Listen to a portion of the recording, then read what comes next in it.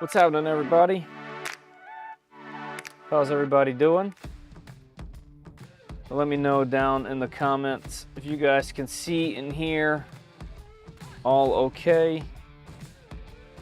I got the music playing. Got to lower in my on my actual display this time because it was blasting me out over here. What's up? What's up? What's up? All good. Thank you. Thank you. Let's see who we got in here. Mr. Walkman, you were first. You were first. Howdy, howdy. How you doing?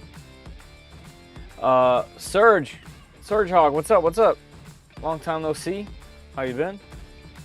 The Shrimp Father. Better. Shrimp Father. Martin, what's up, man?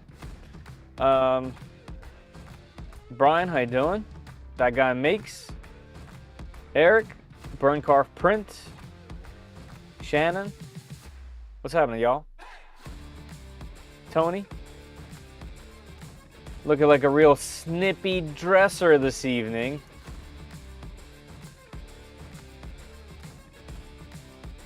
I like that. I like that. Did you have a vasectomy? Oh, man. Yeah, I got this from my doctor. Hey Joe, what's happening? Another one. We got another one. Dark Third Dimension, what's going on? Watching YouTube, soldering, coding, 3D printing. Nice. That's the whole. You're doing the whole thing. It's pretty good. Hey, Hedgehog, what's up, man? This printer, it's long overdue. Long overdue. We Oh man, I'm sorry to hear that. Yeah, I mean, you'll probably build one up before this is fully done, unfortunately. I've been taking my time. I've been running into issues. We had a bad hot end. The actual thermistor, I guess something inside is just broken. Nothing visual, but something is broken. Then once I thought everything was going, then I learned that the gear in the extruder is oval. I can actually feel it when moving the filament up and down. So today we're gonna troubleshoot that. Yeah, one for you as well, sir. So I'm hoping today to replace the gear with some more gears that I have. Reassemble, do a quick tuning because all the belts are really loose now too. So I'll tighten the belts. We'll do some quick tuning. Hopefully I don't forget to do Z offset. And maybe it'll push plastic. You know, good news if you're still running Stealth Changer stuff V1.1, it's even better. I do have all the most recent Stealth Changer stuff. I have V1.1 since one of the other troubleshootings that I did previously. So there's that at least. The other thing that I also grabbed the dock, this like cool modular dock from Jeff. So that's another thing that maybe we'll get to. Like I'm hoping that we did enough that this thing is printing, and while it's printing we can like assemble the dock. And I don't have any crossbars or anything with the dock, so one option is to mount it from the top. Another option is to eventually get 1515 extrusions and make kind of like a fridge door that it would be attached to. But for now I could use these little scrap 1515s that I have to kind of mount it off to the side, or like I said, I think I'll just mount it just off the top and kind of let it hang and see how it does with that. So plenty to do in the stream, but yeah, kind of a troubleshooting, let's get this thing up and running type thing. There'll probably be a printable front extension. Oh, that would be amazing. Yeah, that would be amazing. Yeah, because I don't know if I'm going to be enclosing this machine all the way. Like the back is definitely going to go on. I just want it to be printing. The sides, I don't know. Like, am I going to be using this for more than PLA? I would hope so. It sure as heck would be capable of doing it. So I think if I'm enclosing it, then yeah, I think some kind of either printable front extension, which seems pretty straightforward, I guess, right? That will kind of have a gasket or something. It would be nice. Especially without like buying even more stuff, you know? Because so far, everything that I've done to it has been just the kit plus some printables, right? And there's some temporary stuff on here. So we can take the cable off considering all the work will be done on this thing. But yeah, we'll redo it, take it apart, put it back together, and hopefully get printing again. I chucked the cube that I printed with. It got about halfway and then got clogged, and I think it was because the hot end went bad, because it did after that. So yeah, that's the plan for today. Does anyone know what causes the key 110 communication with the main MCU abnormal error on the Ender 3v3? Because it's an Ender machine, I would check the Creality wiki. The Creality wiki has all the codes on there, so I would check there first. But it obviously sounds like you might actually have like a bad cable, or maybe even potentially something on the board might be loose. So, shut up and get started. Yeah, Kaylin, I know, man. Me too. So yeah, a couple things I want to mention, like I always do. Let's go to the browser view. Oh, I'm in the chat here. There is a pinned comment at the top of the chat. It looks like this right over here. That gets you a chance to win a spool of PLA Plus from 3D Max. It'll take you to this form right here. You have to be in the United States for your chance to win, and you have to be present at the end of the stream to be able to collect said winnings, and you must answer the question. I have been redrawing almost every time because some people do not answer the question. This time the question is, what is your least favorite thing about the 3D printing hobby? I've always kind of asked like positive stuff, but let's hear one of these, you know? Camera, follow me, please. There you go. Sparks on tap, what's up, man? I did. The 110 error has the cause. Not much help there. Oh yeah, that's a bummer. Yeah, that's a Googler. I don't know. I don't know off the top. I haven't had an error on the V3s yet. Hey, Iceman, what's going on? Yeah, okay, so pinned comment at the top if you guys want a chance to win a spool of PLA Plus from 3D Max. That's up there. Go ahead and enter. Yes, you can be a repeat winner as long as you follow the very simple rules. United States, stay to the end to claim your prize, answer the question. You're good to go. Looks like we got 9 folks in there, so pretty good chances of winning. The other thing is shop.3dprintsos. I actually removed my original URL, 3dprintsos, and just made it forward to my shop now. So whatever you end up typing in, 3dprintsos or shop.3dprintsos, it's going to take you to my shop here, where you can get the Snip Snip shirt. You can get this lovely, my model over here is showing off my lovely I3D print fill in the blank there, as well as other designs that I have made. Cool things like hoodies and work mats and mugs like this with some awesome hot ends that might look familiar to you. Let me take a sip real quick. Additionally, some of you guys might know this. I've been working really hard on a Game Boy Macro shell design that I've been working on and making. It's been taking months for me to do. I finally made it, have done it, made live streams, made videos, and I'm selling some of the ones that I have here at the studio, as well as an opportunity for, if anyone else wants one, to be able to make a custom one. Maybe you guys have some color combos or somebody wants different color combos, whatever it might be. I've now included that on the store, and I would highly appreciate not only the support, but I would love to get these things into some people's hands, because they're way better off out there being played and actually taken out of the trash with the DS lights into these than sitting here in my studio. So if you guys are interested in a pretty cool 3D print project you want to support, you can grab those at shop.3dprintsos.com.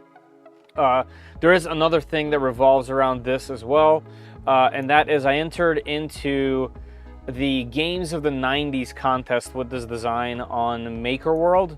I don't really spend too much time on Maker World, I guess fortunately or unfortunately, depending on how you look at it, based on some of the earlier stuff that we're doing. But this is a really popular platform, and the quality of people's designs on here is just amazing. It's really hard to avoid. And with this design, it really fits this contest perfectly. It is literally Games of the 90s. And the way that this works is, I'm assuming that, so many awesome entries, by the way, into here. I'm assuming that this, popularity is how this wins. There's 4 days left. guys, if you can, and if you have the time and the patience, if you guys can go to my design, if you just type in 3D Print SOS, or here, I'll pin this in the chat right now. Chat, let's go here, I think is the chat, yes. So there you go. Actually, I'm not going to pin it, but I'll put it right there. If you guys can hit a like and a download on that, even if you don't want it or need it, if you just want to support, I would have much better chances in this contest or getting more eyes on it. I would really appreciate it, especially if you guys are on Maker World. It'd mean a lot to me to get some more eyes on this project, because like I said, I've spent so much time and effort on this thing and making it the best it can be, and kind of like seeing it not seen is you know, I don't know, just disheartening, I guess. So yeah, if you guys want to support, check that out. Hit that like on it for me. That would mean a lot, and it would be cool if I could even make it anywhere near in the contest, because it was a really fun project. So, all right. With all that said, I think we're good to go. 15 of you in the contest. That's pretty cool. Nitro Cryptic, what's going on? What's going on? Downloaded, nice, awesome, thank you. Appreciate that. Appreciate that support. Hey Kenneth, what's up? What's up? All right, so as far as this goes, and I know it'll be annoying, but I'm going to mention that again at some point, just for other folks to catch up. Thank you, Nitro. I appreciate that. But yeah, I think we should just get this party started and see what we can do with this extruder. So just to catch up a little bit, catch those up that are curious. So what happened was, I did get this thing actually melting plastic. I did all the calibrations, everything. It started printing, and I was getting some really crazy VFA style lines on the outside of a cube, and then about midway overnight it just clogged, and it stayed clogged. And when I came back to declogging, once we got close to declogging, I noticed that it just wouldn't heat up, and it was throwing errors. And that happened to be this the CHC style, you know, hot end here, or block rather. And I had another one laying around because this is a tool changer, so I have more of these. So we threw that in. So the last stream, we got that fixed. It does work. We did some tests, so that part is fixed. But now I realized when putting in filament, and if you put it into the gears and you kind of pull up and down, you can feel that the gear is ovalized. Something is just not straight. I don't know if it's the bearings or what, but something in here is not cool. And it's definitely, you can definitely feel it. So I know it's the gears. Well, I assume it's the gears. So like I mentioned, that's what we're doing. I have another set right here. I'm gonna sacrifice for science.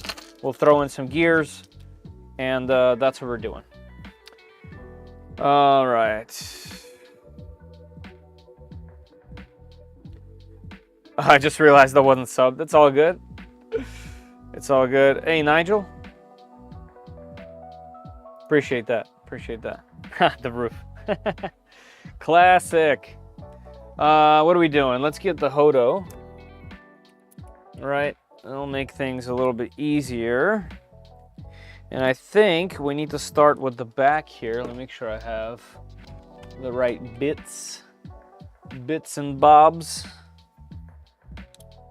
All right, so we are gonna have to take the board off, which I'm not very excited about, but that's okay. Also, let's change the view up so you guys can actually see what I'm working on. There we go. It's gonna be at a little bit of an angle. Can I change that? Nah. Nope. Nah, it'll be at a little bit of an angle. It's all right. Hey, Hypermotive. What's going on? What's going on? Good to see you in here.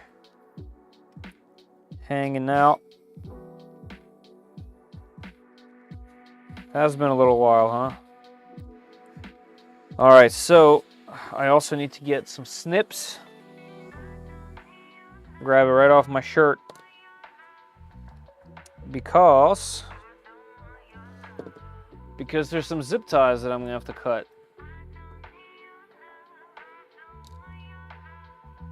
Piper, how's the whip doing?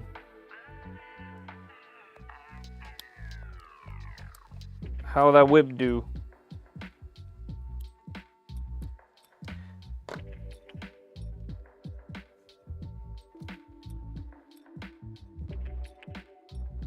That Hodo electric precision screwdriver is 20 bucks off Amazon. Nice, that's cool.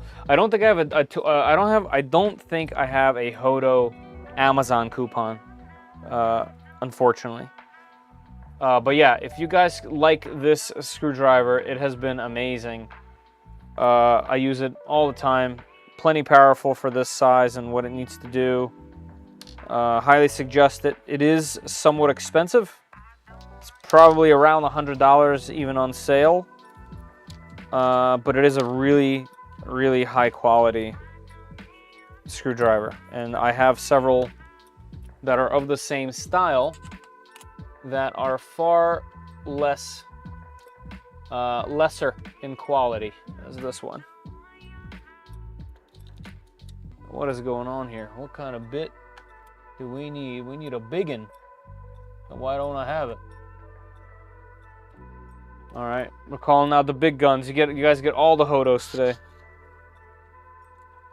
What? All the Hodos. $79 or 20 off. Okay, okay, that's definitely a little bit better than last time I saw it. I think it was like 120 bucks. Hey, Frogwicker. Still a little bit of work to do. Okay, a little bit is better than a lot of it. Hey, Joseph, what's up? What's up? Beautiful, majestic photo, dude. Joseph, majestic.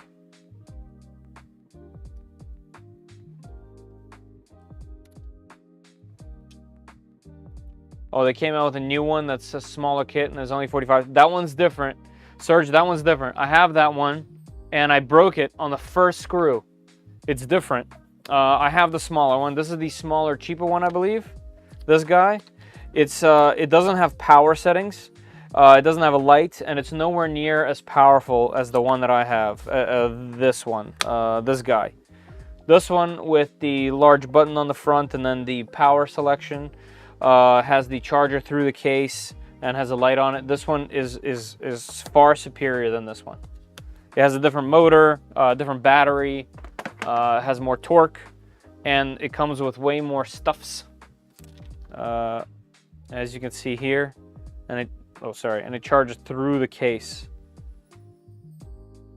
So yeah, I would highly suggest this one if you can afford it. Obviously, like I said, I know it's a pricey one. All right, let's take out these.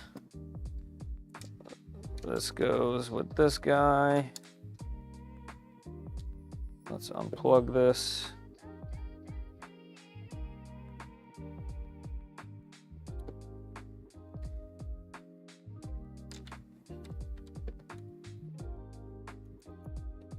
Oh, it's a pre-order. Oh, okay. Looks like it comes with power select. Oh, okay. Maybe it is new. My bad. My bad. Because I've definitely had people ask about the one that I'm talking about, the other one, and it's just not the same. Actually, do I even need to touch this part? I do, don't I? Yeah, I do. And this guy needs to come apart.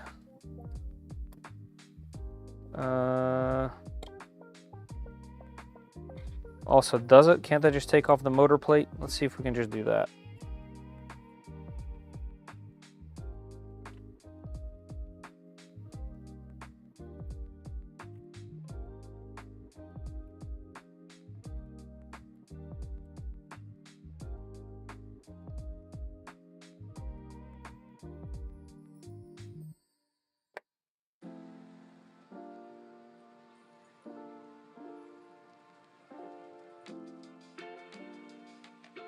No, I need to take that off, don't I? I do. All right, we're going all off.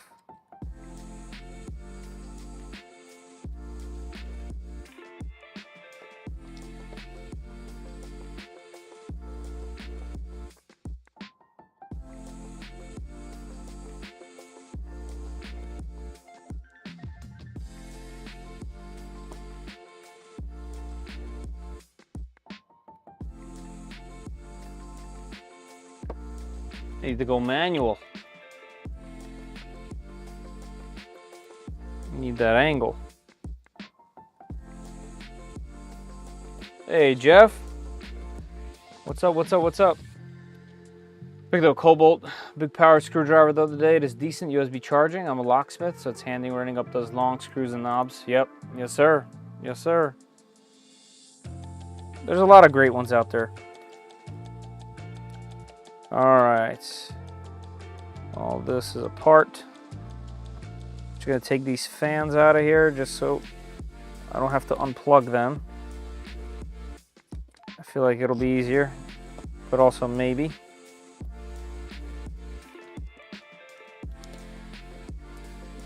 What's holding you in, fan?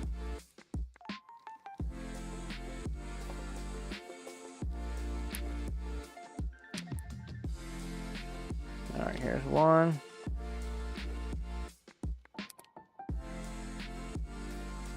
Here's 2 and 3. Okay, move this to the side.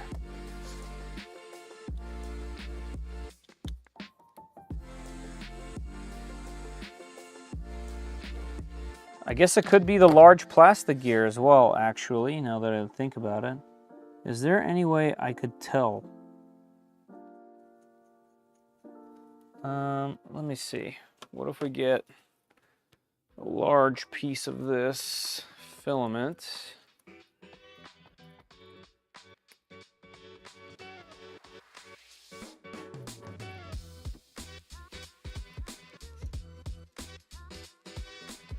Race truck duty.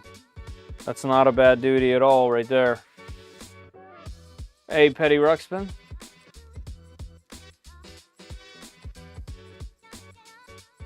All right, let's see. So if I put this in and we lock this down. Yeah, I mean, I can feel it. My thumb over here bounces up and down. Can we see it in this gear?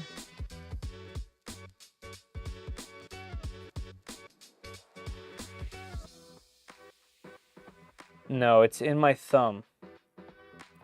So it is the idle gear. Yeah, this seems to be spinning nice and even here. I'll try to get a light on it. Ah, that looks fine.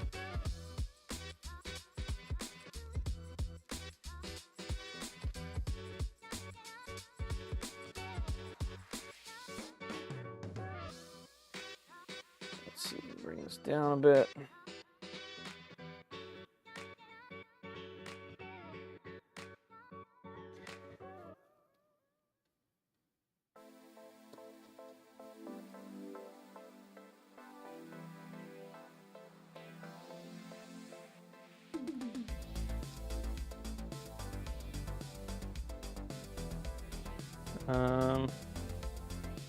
Come on out of there, gear. What are you being held up on? The bearing really holding it in that much? There it goes.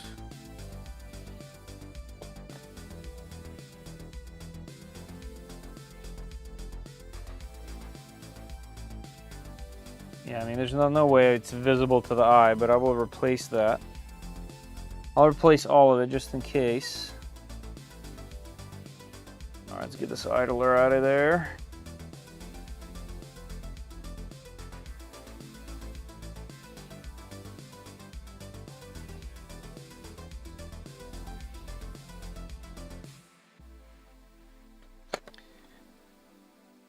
All right, so it's something with this particular gear. And how in the world can I test this?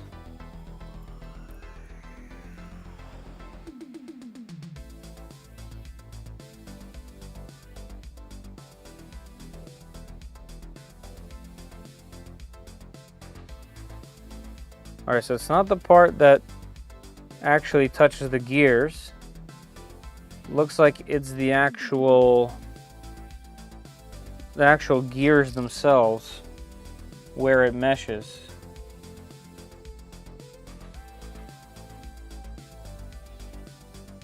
but it's almost impossible to see.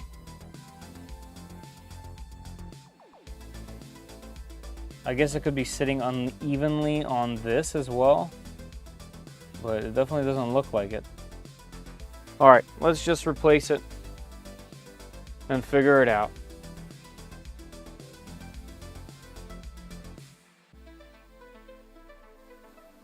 I just made a video, is destined to not fail. Nice, that's good, that's good.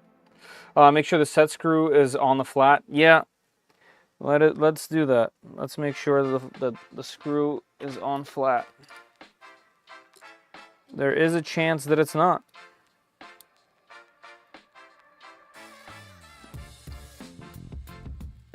No, it's definitely on flat.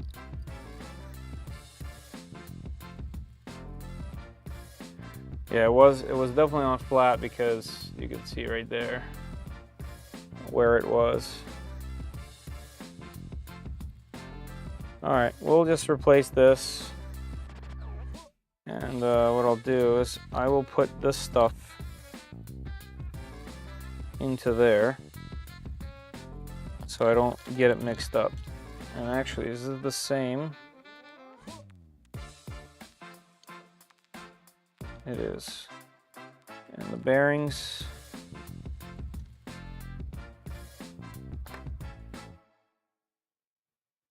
Let's check the bearings.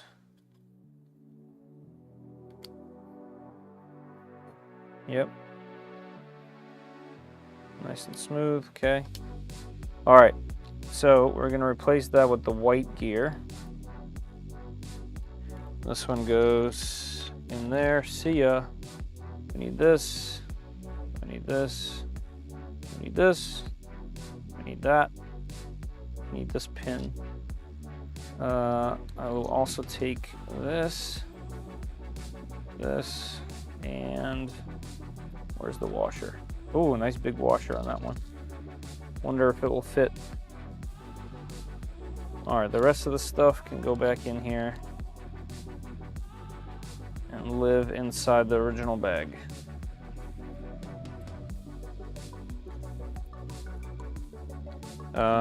And this can go in there.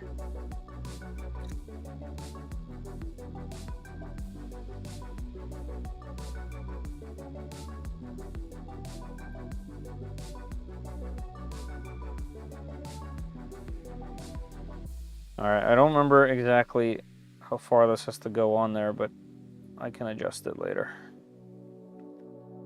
In fact, I'll make it real loose so I can move it, but it won't spin off the thing. Okay. So let's throw this in.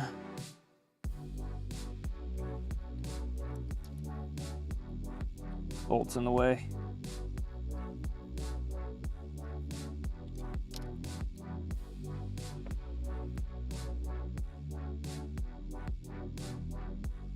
All right, so I'll turn it up like that. Okay, this is pushed all the way in. Uh-oh, that's actually grinding this. Interesting. So is this the wrong length?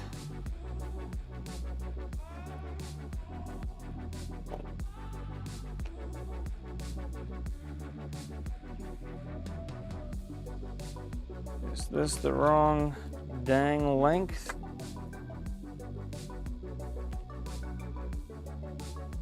Gonna sneeze.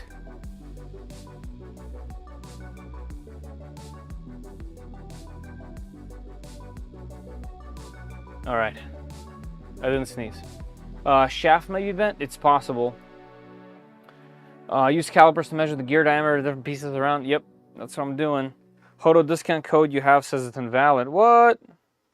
Hodo. How could you do me like that?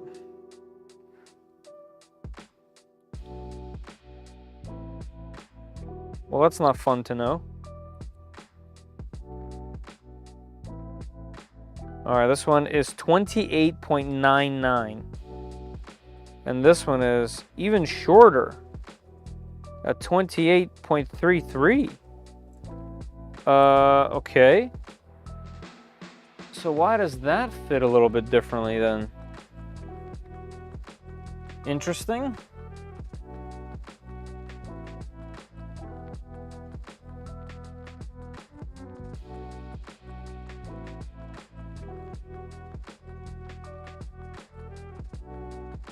Yeah, that definitely touches it. I wonder if all this compresses a little bit more when it's all in.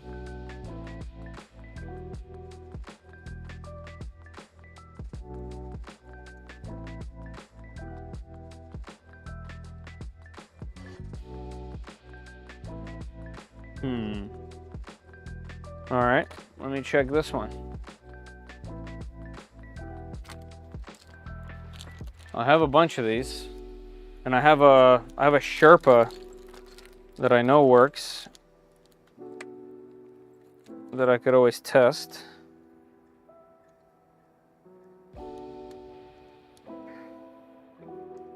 Come on out. So what's up with this one then? This one does it too. And actually, I don't think this will actually matter, because once this gear is on there and the filament is in the center, I don't think it'll matter. I don't think it'll matter. I'm going to continue forward and see if that's going to play a role. If it does, I'll mess with it then. Some of the plastic gear needs to be trimmed to get the drive gear to go down far enough. Interesting. Interesting. Yeah, I mean, it's not that it doesn't go far that way, because this is exposed on this end. It's that it rubs. See? Yeah, it won't matter. That part won't matter. Okay. That'll be alright. So I just gotta center. I gotta put this in the right spot, this gear. So here, let's wing it a little bit first. Put this in and then adjust.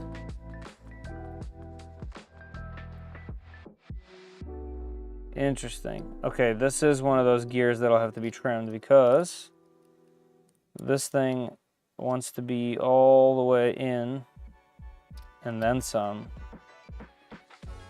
to be straight. Man, the plot twists, they just keep coming, huh? All right, we'll trim this one. Let's see our trusty blade. Let's see if I'll be able to get through it. Hey, Catrum.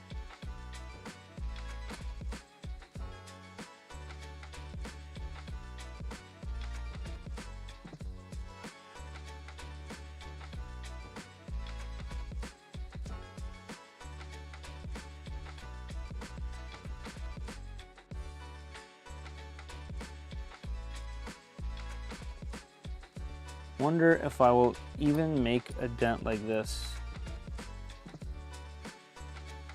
I honestly don't think I will.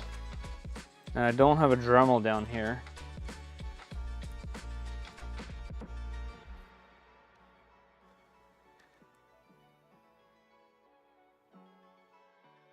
And just to confirm, yeah, the black gear is shorter on the shaft. Hey, 3D. Hey, Nitro, thanks for popping in. Appreciate you.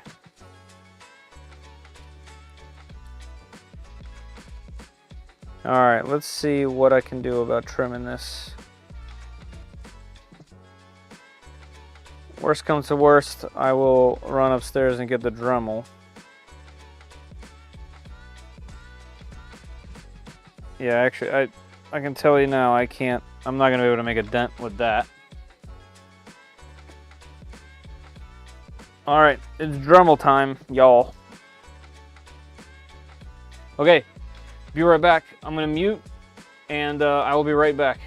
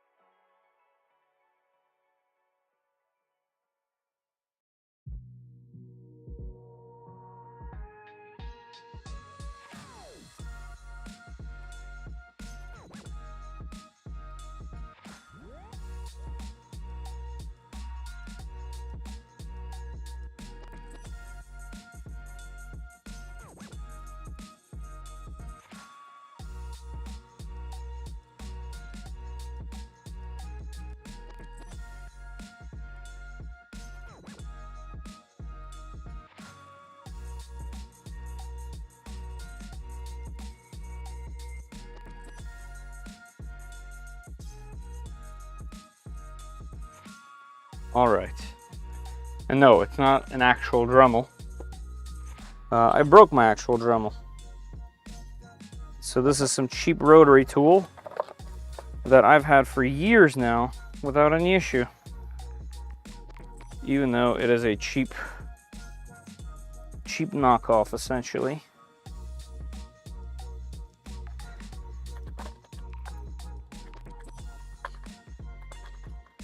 Let's get the little wrench.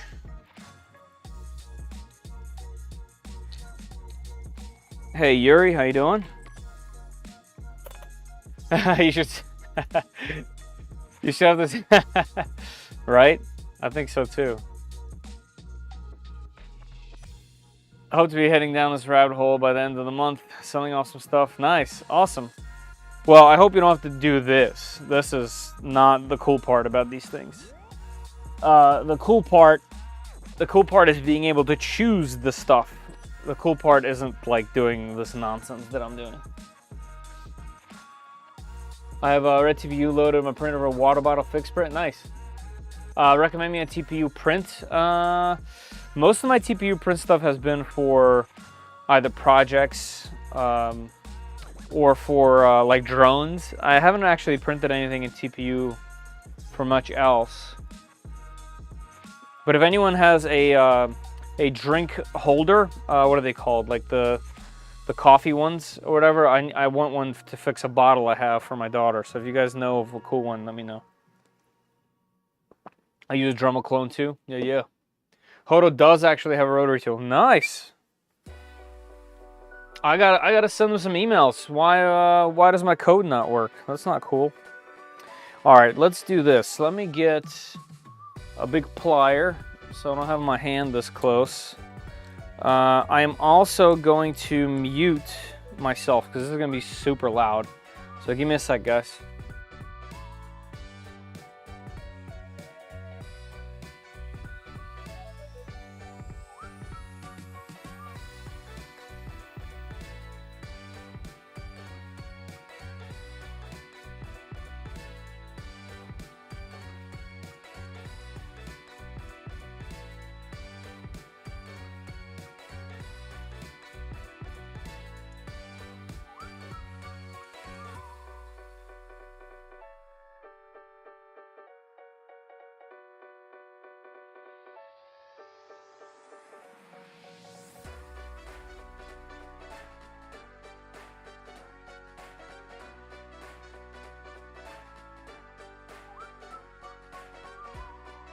Gosh, that thing is loud.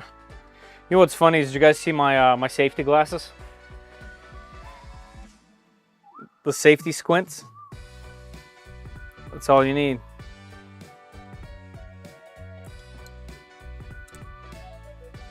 I love my Milwaukee rotary. Yeah, Milwaukee makes amazing stuff.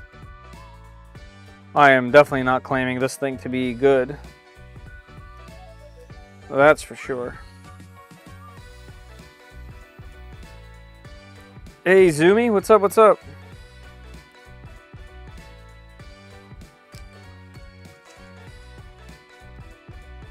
We got all kinds of tools out today. Safety squint never fails, that's right. That's what I'm saying. A solid safety squint can truly save the day. All right, that should be enough of a clearance. I threw away how much I took out. It's in the garbage, but you guys will be able to see it in a sec. Let's see. There we go. So the knurling that you see, that's how far up the plastic was. So I just went around and kind of cut that out. All right. We're good there. I'm watching a movie, Feast. I'll be back later on. Just popping in to say hi. Nice, Zoomy. All right, we'll see you later. Ryobi 18-volt cordless. Yeah, I used to have the Dremel that I broke was a cordless Dremel, and it was great. I had it for years and years and years. And one day, it wasn't even the battery. Something else happened. I think I was just using it on something a little bit more heavy duty than I should have probably. Oh, here's another problem. So this thing can't slide over the knurling, so I have to smooth that part out, and my grub screw fell. Right, Zoomy? Grub screw? Oh, great. Well, at least I'll be able to borrow one from the other one. Great. Did it fall on the carpet? Let me spend a couple seconds down here. Nope, that's a bit of filament, bit of filament, bit of filament. Man, I hope it didn't fall down here on the carpet.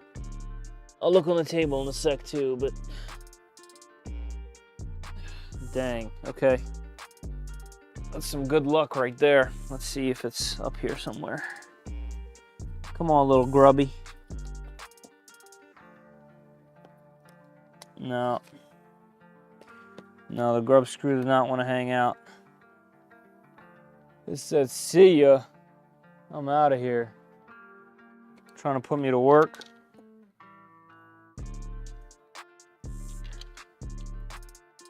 Didn't even want to have it.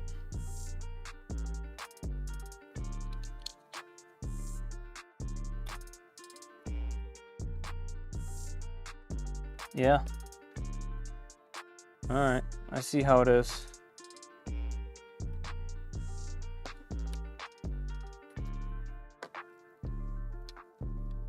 Well, not the first time I've dropped dropped the grub screw on a live stream. It's a piece of desiccant. No, aha! I got it. Booyah. See that? Perseverance. That's how we do it. We persevere. Set screw. Countersink bit. We need to have a shirt with just the terms that describe a grub screw. And then maybe it's like it just says grub screw and then A, B, and C with all the choices.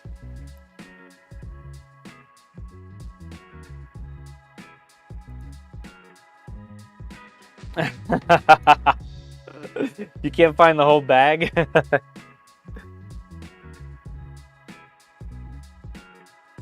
Yeah, it's true. I even have some. I have one right here. I have one right here. I have a cup that's magnetized. Where is that at? Right here. It's been here the whole time. One of these. I have magnets all over the place. Do I use them? Nope.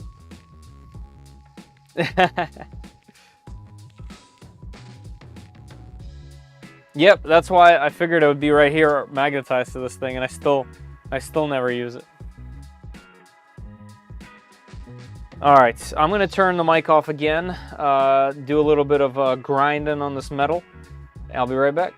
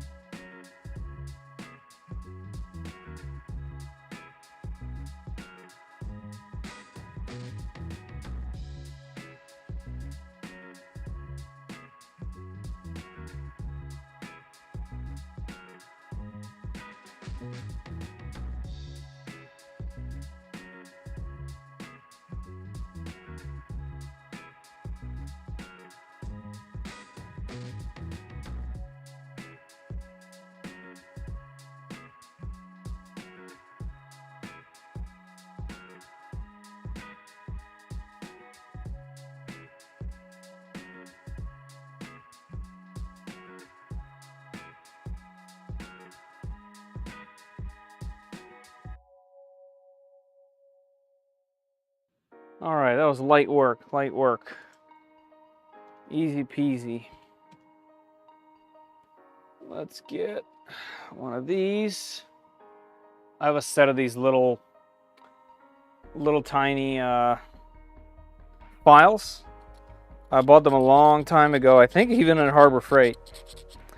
And I have used them on so many projects. I would highly suggest it.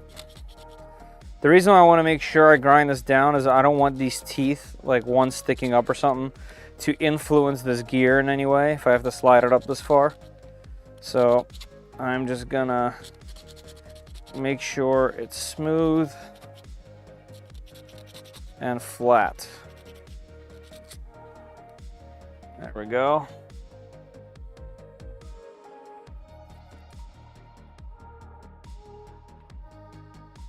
Precision work. Precision. If you're a machinist, you're probably like, oh, unsubscribe. Never watched this guy's channel. Look at that. Boom, boom, boom, boom, boom. All right. Hey, Papa's here. Problem is that every time I drop a screw, once I'm not working over the bench bolt, yeah, this is the same. Yeah, I believe that. That's just how it be sometimes. Now the balance will be off. Yeah, right. Well, luckily this thing isn't flying, you know. All right, let's throw this back in right there, and let's get this thing positioned where it needs to be, which is right there. Okay. How we looking? We looking. All right, and then we need the other one before we pop this in. All right, so for this one's easy. We need to remove this guy. How can I do that without breaking this is the question here. How about a flathead?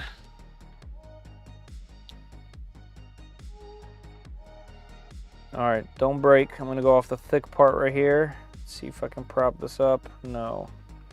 All right, let's see if I can get underneath the gear and push up.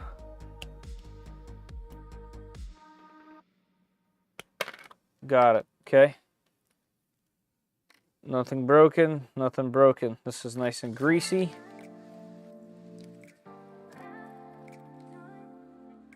All right, that's all good. All right, now for this one, let's get our bearings on there. Get that on. I'm gonna drop a little bit of grease. For things like this that can be more viscous, I use this Fill Tenacious oil. I'm gonna actually move this all the way down, drop it in the gear, just one drop, nothing crazy. We don't need that stuff going everywhere. It just needs to be a lubricant.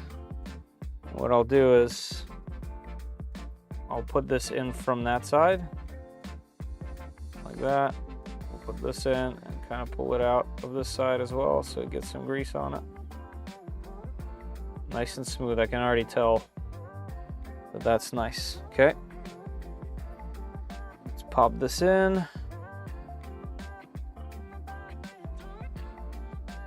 One side, two side. Okay.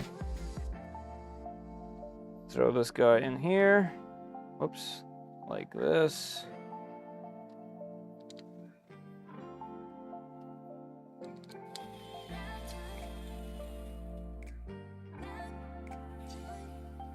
Don't forget about toys until, yep, Toys for Tots, 2.5 months. That's crazy how time's flying. There's OnlyFans page. That's right. I have different lubes for every kind of situation.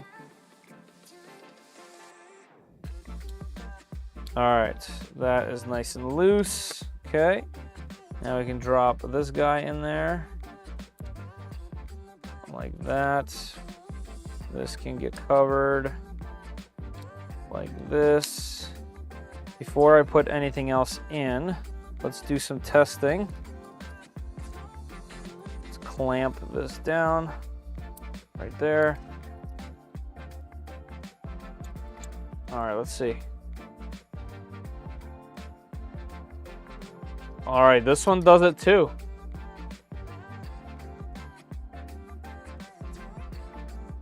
In a different way, but this does it too. Bam, bam, bam. Can you guys see it in the way that it's pooling? Like, Interesting. So this is, okay, hold on. So the only thing I didn't swap out is the bearings. Is it possible that the whole thing is the bearings and not the gears? Let's check it.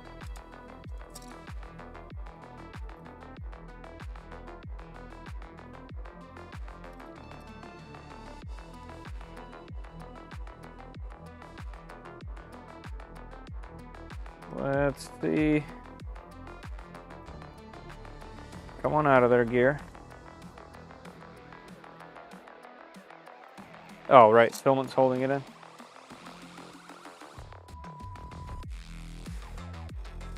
Hey, gear. Get out of there.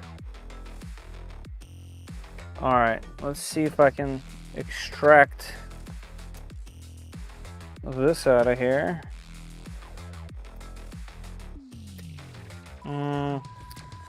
Okay, got that out. Let's get this one out. This one's gonna be tough because it sits flush. Can I get this in there? Yes, I can. Okay. Set those aside. You lube it, we'll tube it.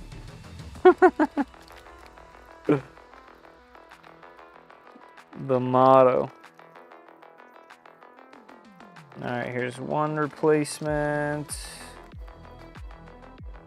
Where's the second one?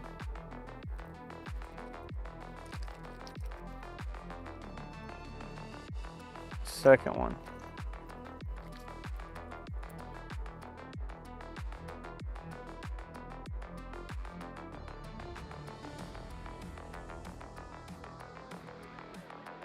Oily fans. I like that.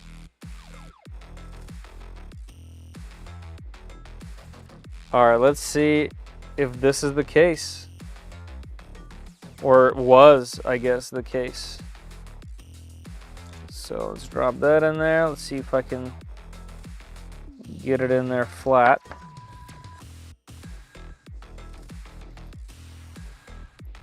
Ugh, it's all magnetized.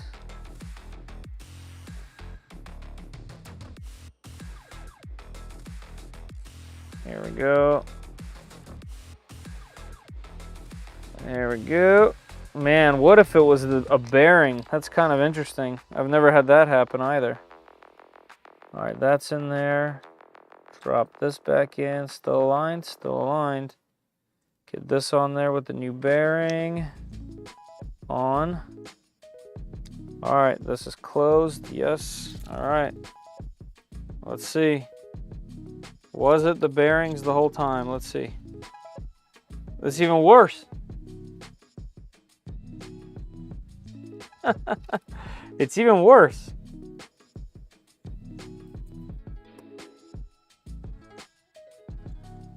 What the heck, y'all?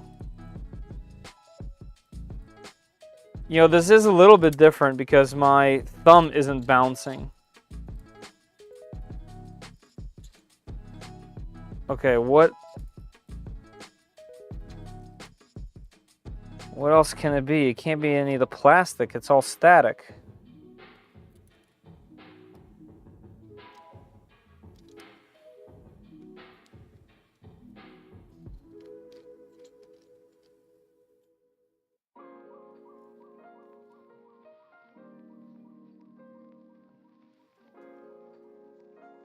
Yeah, I mean, you guys can see my hand move. Bam, bam, bam, bam, bam, bam, bam, bam. Like it's not even. That's hard to believe that two sets of these things from different manufacturers would do that. All right, any thoughts? I'm drawing a blank here. If you have a spare magnetic sheet you stick to your bed, you can roll it up so that when you drop something small, oh yeah. I do have a ton of them. I do actually have a ton of them. Maybe the case isn't holding the bearing straight. If the bearing wasn't straight and the shaft still went into it, it wouldn't be lopsided. It would still smoothly spin.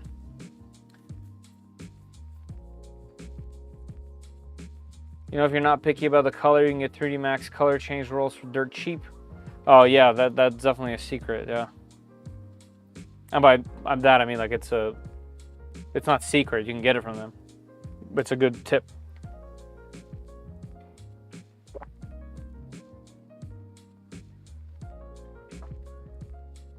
I put one of those rolls in my dryer and it got all warped. Not quite melted, but close. So the colors went wonky. Whoa, that's weird. All right, this calls for a little bit of Hayden. Wow. Okay, I don't know what to do. I'm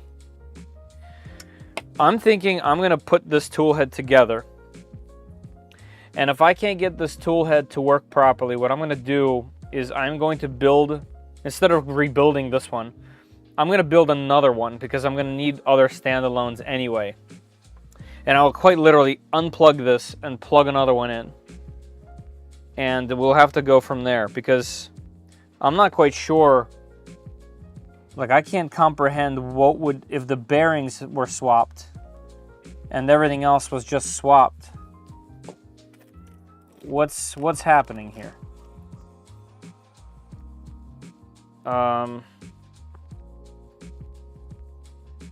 Things always go better when you spend some time with Basil. That's right. That's right. I wonder if this is some other thing. So where was that Sherpa? Oh wait. Oh, okay. I was the reason why I said that was I was thinking, what if it's the motor shaft? But the motor is over here. It has nothing to do with that being on there. So it can't be the motor shaft.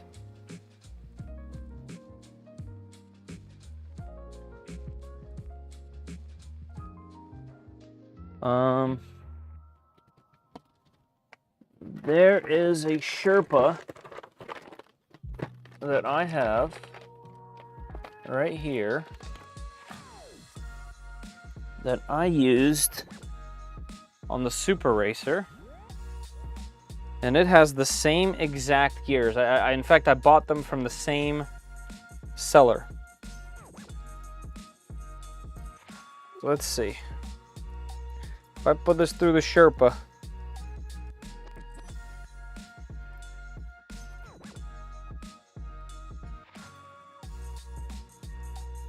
can't even get the filament in there. It's clogged.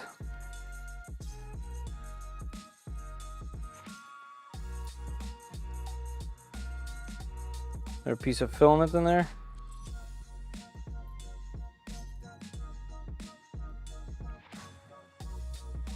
No, the motor is just hard to turn for whatever reason.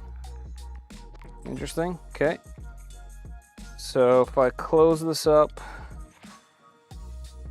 and close this together, come out.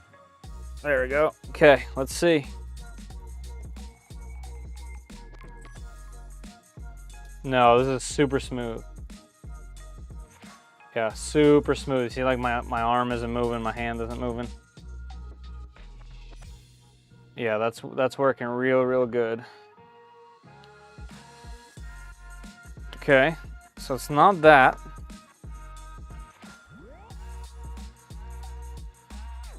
One thing that could also play some sort of role is the fact that I don't have the spring in there.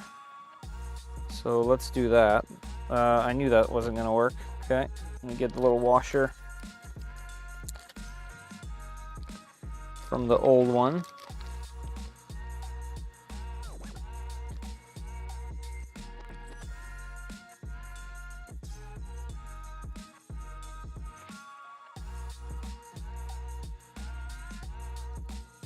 All right, let's get some tension on there.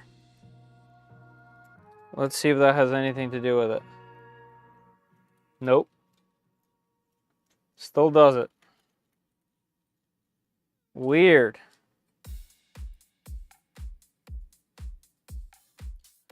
Weird.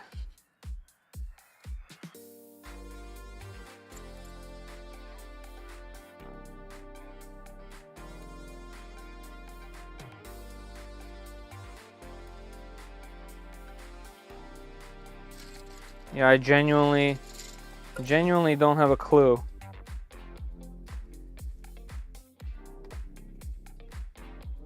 I mean, I guess I could take this apart. Is there a reason?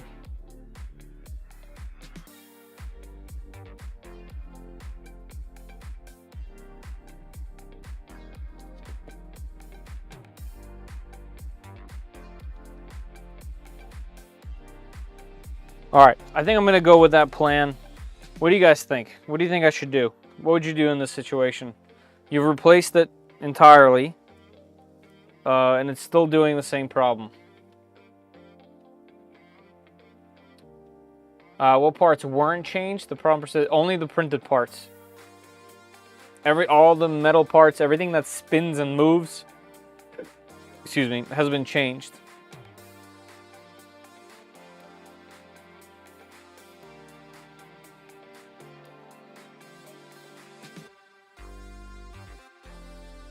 Oh boy, whatever you guys are talking about. Yeah, definitely be safe. Whatever you guys are talking about here doesn't sound very good. 15 miles from the Louisiana border. The eye is 22 miles. Oh, is there a storm? I don't even know. I haven't even looked.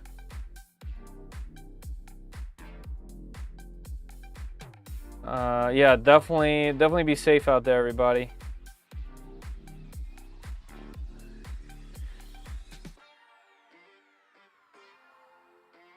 Hey, Night Train, what's up? Just troubleshooting, replaced all the gearing in here just now, and it's still doing the same thing. Yeah, I mean, I hear great things about Galileo. Yes, I bet it would. The point is, I was trying to stick with the original, kind of mimicking my V0.2, because the V0 has just been absolutely crushing. Like, this is, you know, carbon fiber ABS. Here's regular or carbon fiber ASA. You know what I mean? Like even pieces like this just come out so beautiful on it. And you know, it has this setup. It literally has one of these in exactly the same way. So I know it works and it has worked. So I kind of was trying to mimic that, you know. Buy another bamboo. No. The bamboo can print stuff. That's cool. But you can't build a bamboo. I want to build. Maybe the white gear is catching on the black cover. No, it's pretty far from the black cover, actually. You're not going to be able to see here, but maybe. Yeah, I mean, I could probably fit this whole zip tie in there. Yeah, I could fit an entire zip tie in between the gear and the black and the back cover, so it can't be that. Probably because you use grub screw instead of a set screw. I like that. I like that. Hey, thank you for joining the crew and welcome. By the way, speaking of the YouTube membership and YouTube SOS crew, I did just finish editing the plane video. I have to go back in and add some music, and then it's going to spend 2 days with the YouTube members, and then it will go live. I don't know when I'll have time. Obviously, tonight I won't be able to finish editing. So if I finish it and sent it out tomorrow night, that's Thursday. So that'll be Thursday, oh, it'll be Friday, Saturday, it'll go Sunday. I might even push it to just Monday. So that's what we're talking. Printed bar tolerances. Petty, I don't think there's anything printed in here. So basically there's a hole here and a hole here. And a rod goes back and forth and sits on bearings. And then there's this piece right here that holds another rod that has a gear in it. So the only thing I can think of that could be wrong is maybe something isn't aligned, but even if it's misaligned, it wouldn't cause a wobble because you're talking about two shafts and something spinning on them. So even if they were like this, the gear would still spin evenly. So in order for it to do this, something has got to be warped. Whether it's the plastic gear or the gears inside, something's got to be misaligned there. Man.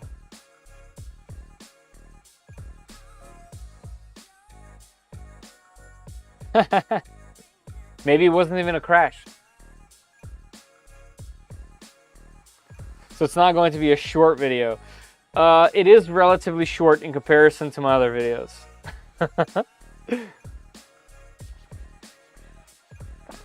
I'll tell you what. I'll tell you what. It could have been a short. But it's a feature film.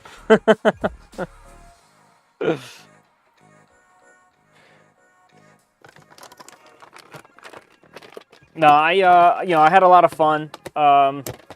And I definitely don't want whatever happened to that thing that day to be the last time, I try to fly something like that, because it was really exhilarating and exciting. And yeah, something about doing it myself and just trying to do it myself in a stubborn, crappy way against everyone's advice. It's just fun. This is how I have fun. So, yeah, it's a video about me having a good time. And I took you guys along for the ride. And a ride it definitely was. One for the memory banks, that's for sure. Did the gear that grabs the filament have a hole drilled in the center?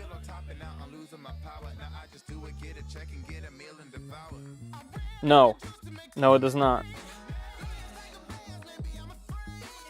No, it does not.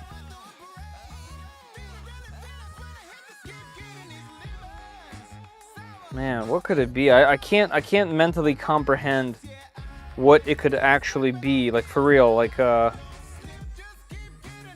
what would cause... I try to move that white piece a little bit.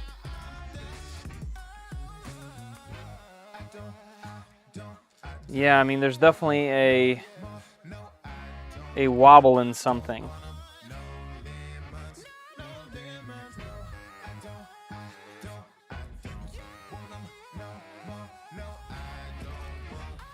Well, when we print something, we'll know right away. So without further delay, here's what I'm doing. I'm going to put this thing together, and I think what I'll do, like I said, is I'm going to build another one of these because we need multiple tool heads anyway. And we'll know what happened right away.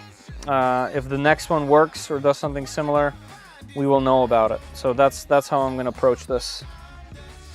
Let's do it that way.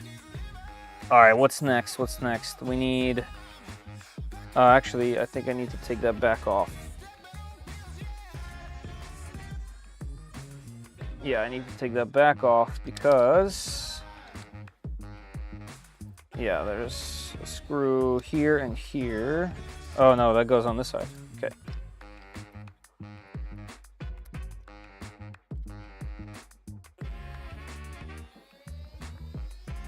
So that goes on. This one is on the left side.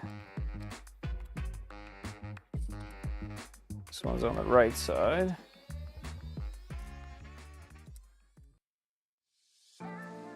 Okay. I mean, there's still a chance that maybe like when everything is tightened down, something happens and it's like fine.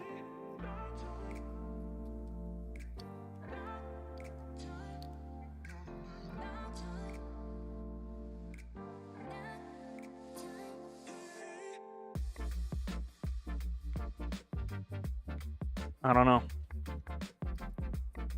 Definitely an interesting little puzzle, that's for sure. Yeah, I mean, that's crazy. Wow.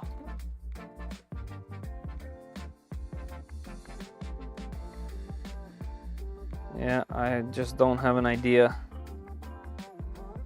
If I move the gear, the white gear, if I like push it all the way to the front, what happens then?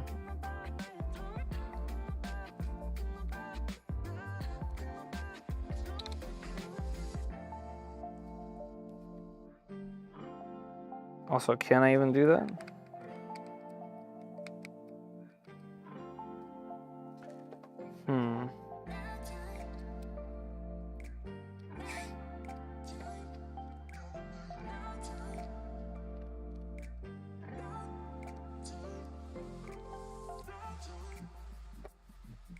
Is it possible that the white part is being squished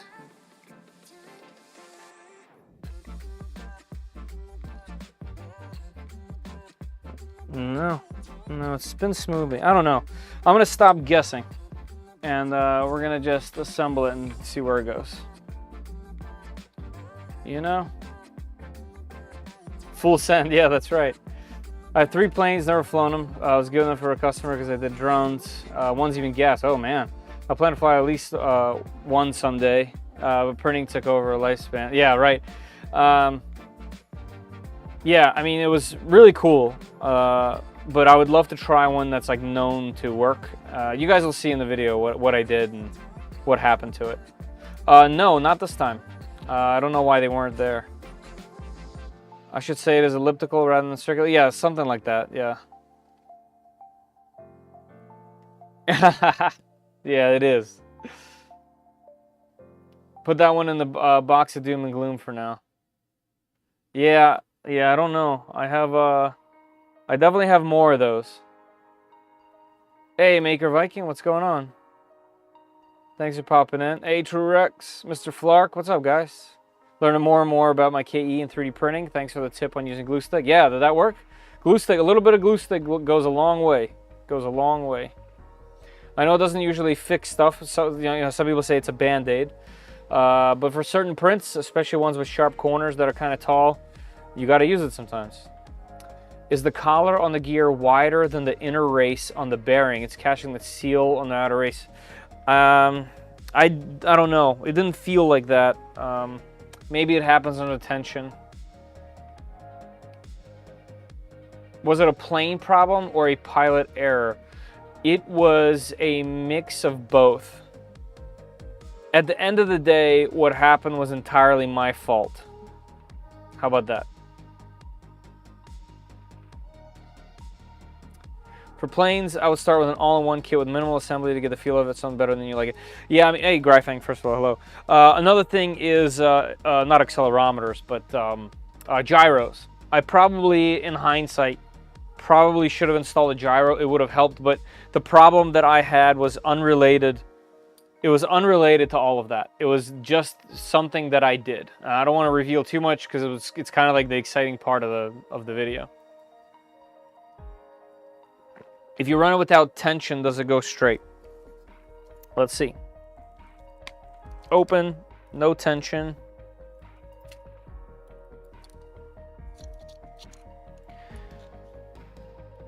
Let me just put enough on there so the gear moves. Yeah, I mean, it almost like skips. I'm pulling evenly. You guys see it jerking my hand? Yeah, that's crazy. I'm not sure. All right, let's assemble this thing and see if we can get something printing. All right, so what do you think? We do the back first, then add all the fans? Yeah, let's do it that way. First, we need this one.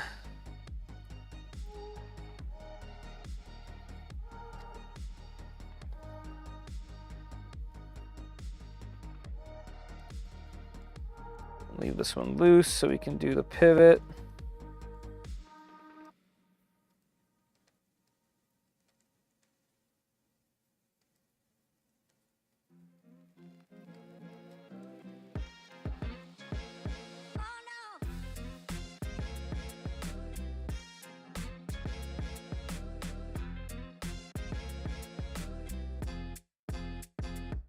All right, on this side.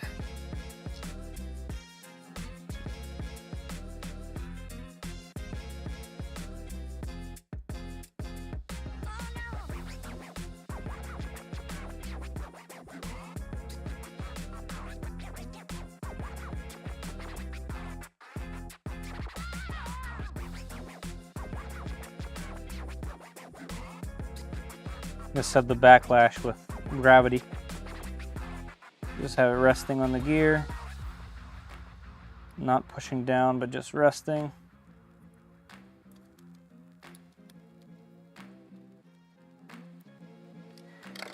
All right, I actually have to do the thing I didn't want to do. I gotta take this off.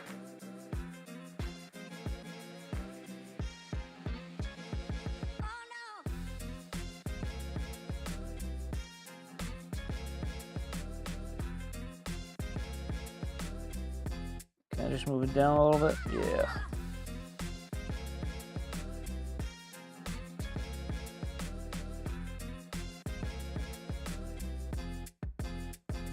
I gotta tighten the standoff down. There we go.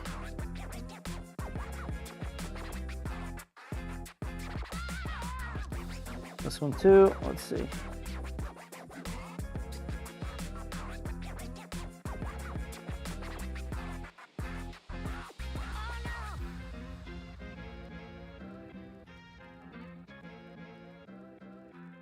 Okay.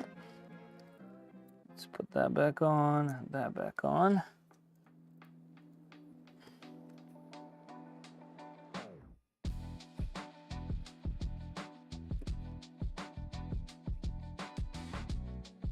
All right, that wasn't too bad.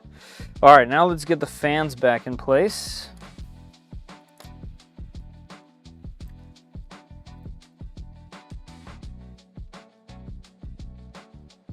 So let's see, this guy is gonna go down here, this way.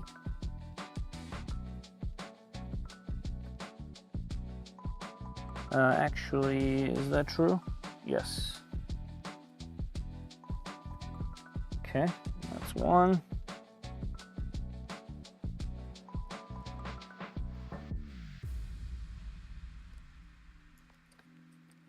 And this one goes... Actually, I think this goes in first. Yeah. And then this fan goes this way. And I have to put the cable in the channel. Little bit of a pain in the butt, but nothing crazy.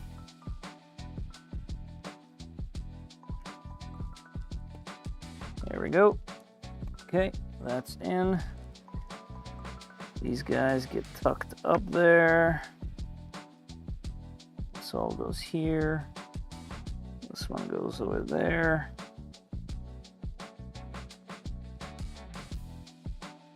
All right. Then the hot end.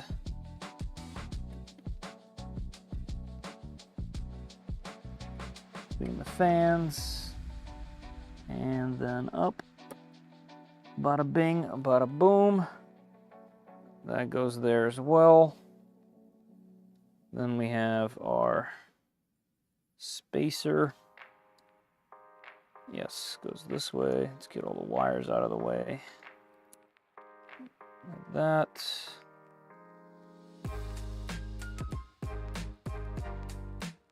All right. This can be plugged in.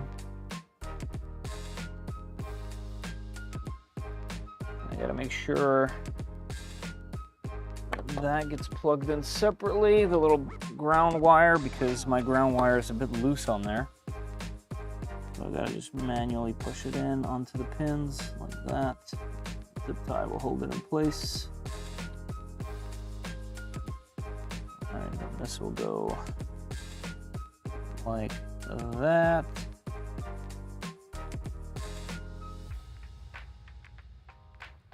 Let's get these spun in there. Put them where they need to go.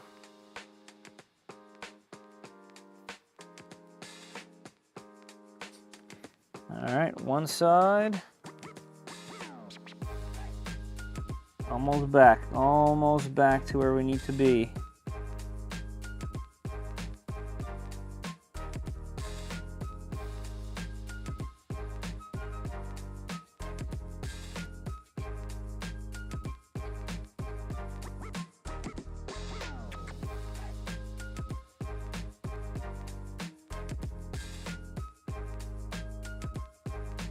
Okay, that's in, tightened. All these wires, nothing's pinching. Nope. Okay, let's get a zip tie going on this side. Let's go from here.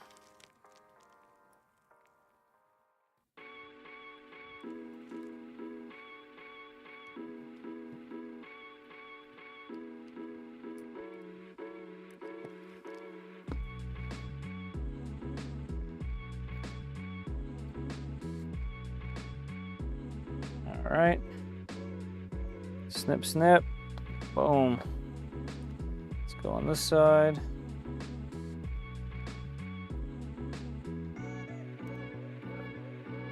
Kind of give that a bend like that.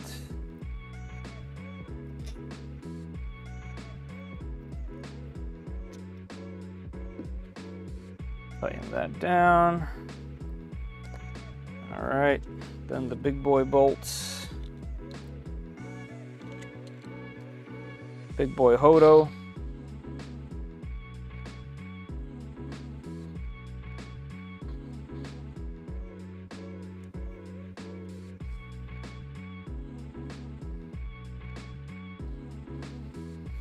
All right, that is back together. Let's tuck that back in there. Nice and neat, nice and tidy. This can go back like that. All right. Let's get this plugged in. Bang. Put it back on there.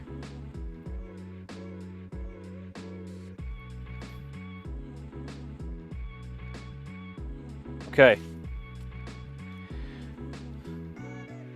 I'm gonna move it a little bit so I can have some room to plug this in. Plugged in. Let's boot it. Do a little wishful cleaning. And I say that in hopes we don't need to take this stuff out again. I do need something for this. I'll do it manually. Let's go Hodo, always.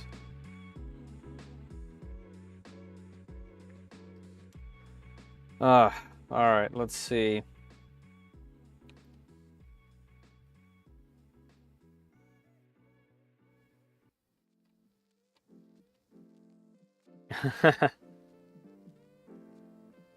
Milk?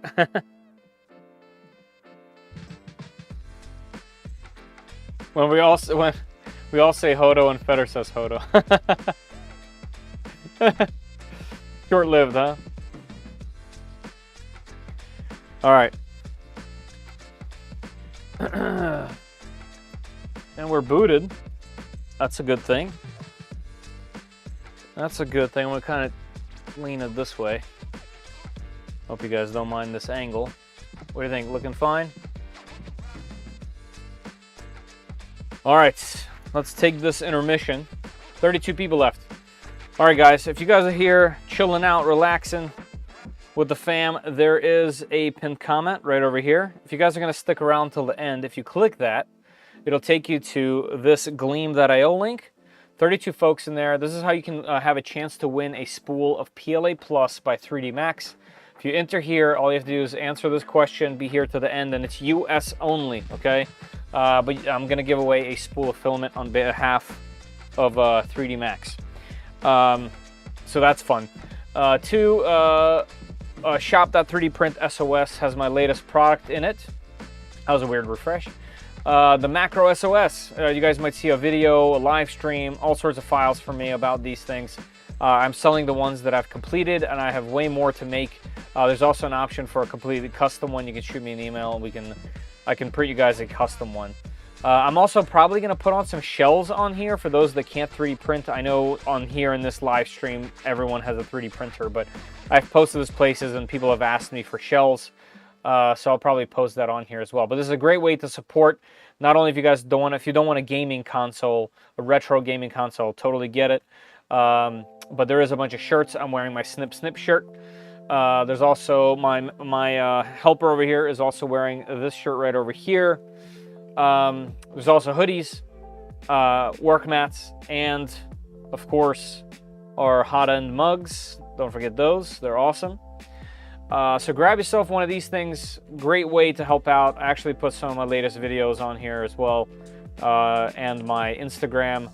I do sometimes show off some things before there sometimes I recycle stuff on there. I'm not necessarily active on Instagram like all that much, but I do have some fun occasionally and post on there. So go ahead and join up. But yeah, shop.3dprint.sos is the best way to support the channel. especially if you guys want something physical in return. The other thing about these macro SOSs, I mentioned this earlier, is I entered my design files for the macro SOS into the Games for the 90s contest. And I'm not exactly sure how they're going to pick a winner, but I have an idea that it's probably going to be due to popularity. So what I'm asking, if you guys are interested in supporting the channel some way, shape, or form, please head over here. I'll drop the link once again in the chat. If you could just hit like on this file and even maybe download it, even if you have no intention of building one, that would really help support me and help move this thing up some so I have a chance of getting somewhere in this contest. Would be kind of fun. So yeah, there's 33 likes right now and 18 downloads, 30 collections. So just, you know, if you guys want to support, that's out there. I'd appreciate it. And I've definitely put a ton of work in this and in the tutorials and then having all the files everywhere so that you guys can just grab as you go. Links to where you can buy everything for it, all that stuff. You know, it takes a lot of work, and yeah, I'd appreciate it. Okay, that was all that stuff. Let's see, let me catch up. You must be present, you must, yes, exactly. Wore that shirt last flea market show, nice. But did you ever look to see if the printing company has tumblers? I think I did at the moment, and then it just went, you know, I saw a shiny corner and it went away.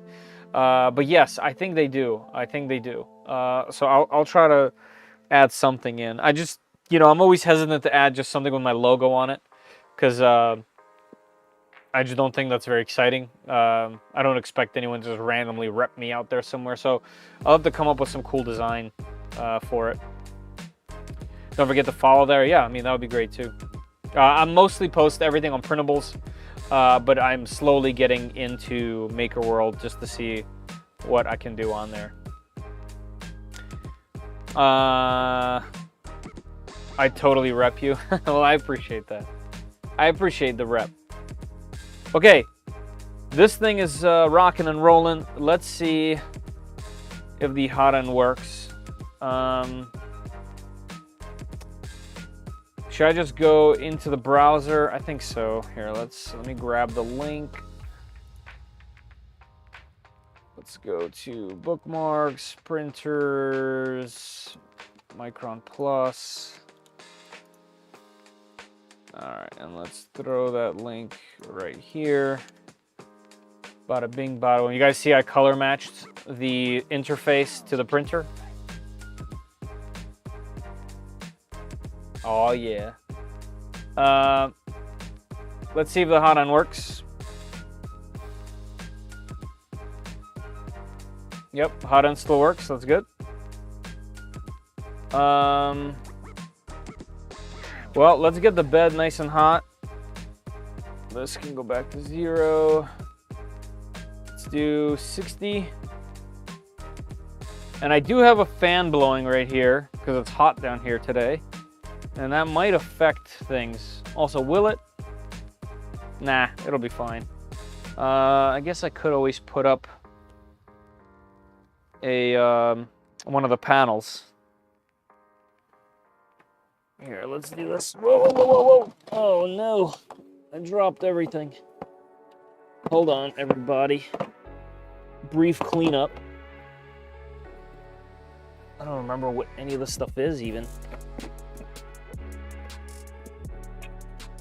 All right, back to this. Let's grab this one. What do we have here? Let's put this right here, like that. Okay, there we go. Makeshift side panel. Totally works. There we go. Now there's no air.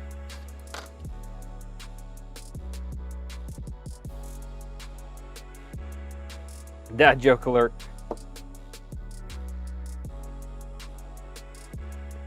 Yep, dad jokes are my fave.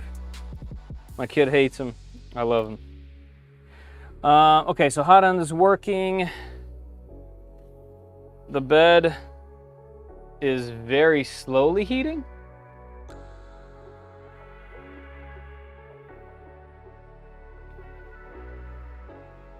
Okay, yeah, it's definitely hot on the bottom. Not so much at the top quite yet. Let me just wipe this bed down. I see a whole bunch of fingerprints on it from when I was messing with it. A little isopropyl alcohol. And yes, I am on the wrong side of the bed, I know.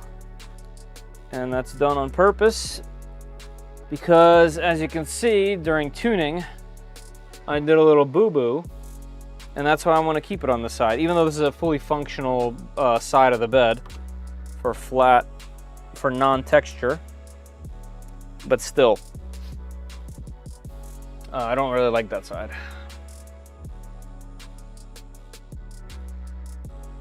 Exactly. Exactly. That's how you know it's good. Mark. When it becomes apparent.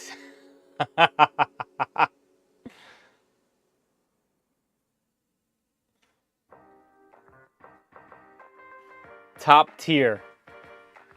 Well, Micron takes a few minutes to fully heat the bed. Yeah. Yep.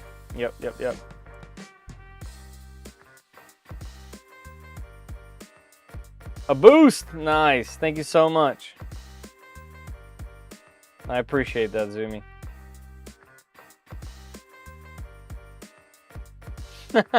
Da Vinci. Nice. Full grown. I like it.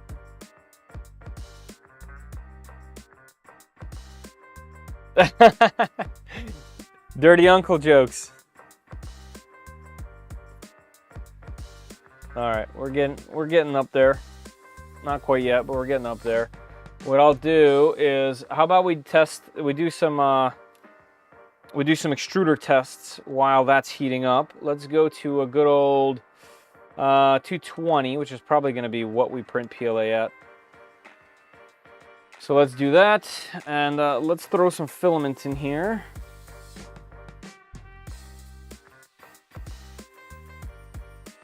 Hit. There we go. I know I'm manually feeding it, everybody. It's all good. There we go. And I think I can go to 50 on this one. While that part is heating, let's do a little bit of tensioning on the belts. And they have definitely gotten way looser.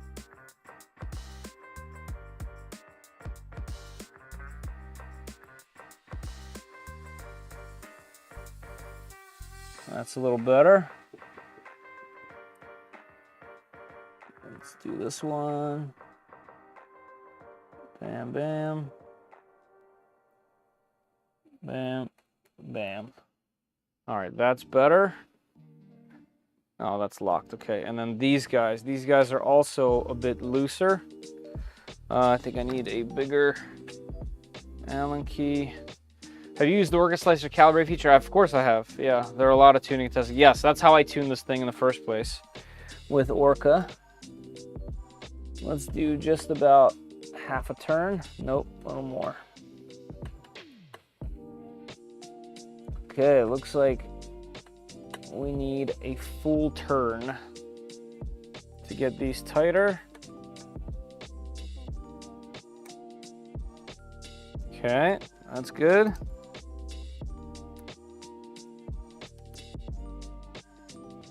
Gotta make sure those are all even as well.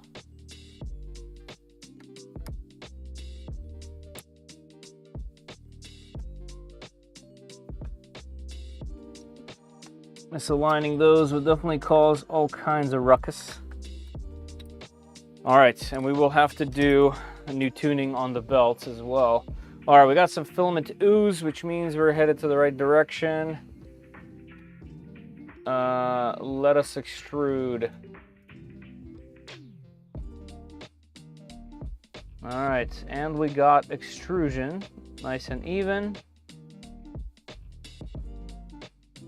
Okay, no problems extruding, that's good.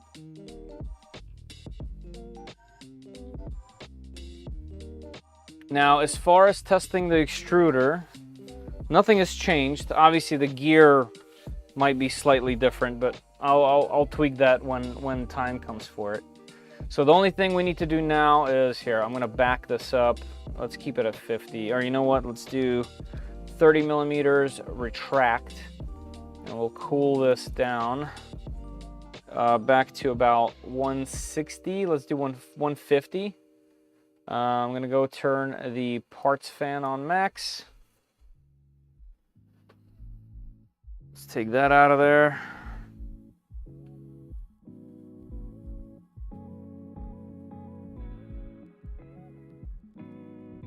Nothing funky on the blob. Let that cool down. No oozing, no oozing. Okay, we can turn the fan off again. And what I'll do is I will print the same exact file I did last time, the cube, but I need to do a home and then a Z offset. Ha, plastic turd, yep. I bought a chicken and egg on Amazon. What?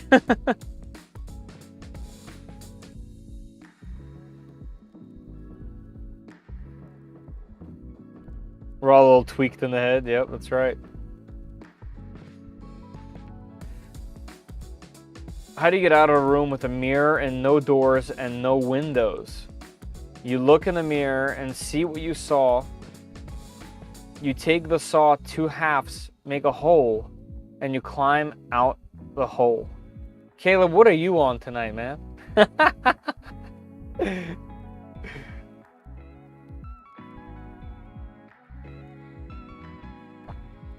What came first, joke? Ah. I see. I missed it. Okay, nothing wild down there. All looking good. What temp are we at? We're at 150. The bed is hot. Okay, we're good. Let's do a home. And this has a whole new hot end. Oh, right, new belt speeds. That's gonna crash. We got all new belt speeds. That means I need to tune. Man, okay. That's not the most fun ever, but yeah, makes sense. All right, let's go to printer. Stepper X. All right, so more sensitive is a higher number, so I need to go lower on this one. So on X, all right, we're gonna go 10 lower on both. I'm gonna go 45 here, and then on Y, we'll do, it's 45, so I'm gonna go 35. So I'm going lower by 10 on both. Let's do a save and restart.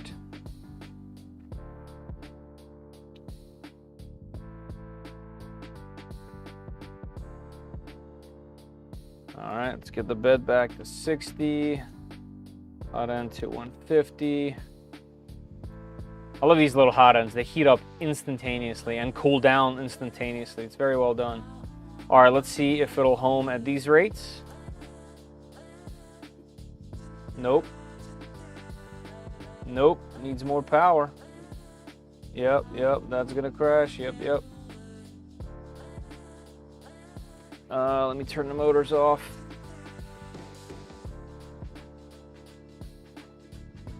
Motors off. Excuse me. Motors are off? Why is it so tight? Whoa. Okay, maybe that's too much tension.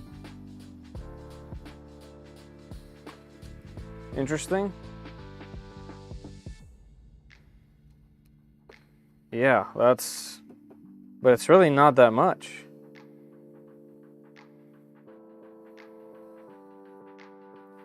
Is something binding somewhere? That's crazy.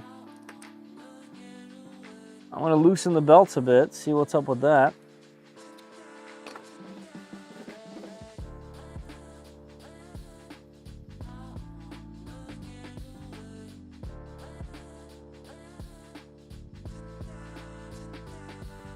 Oh yeah, much easier to move. Interesting, but that feels really loose.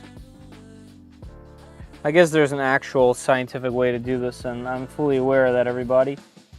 And I like to do that kind of stuff, you know, when I'm like sitting down and things are more chill. Here we go. Like this is a nice in between, and I can still move it. And go just one hair out. Let's go. Bam, bam, bam, bam.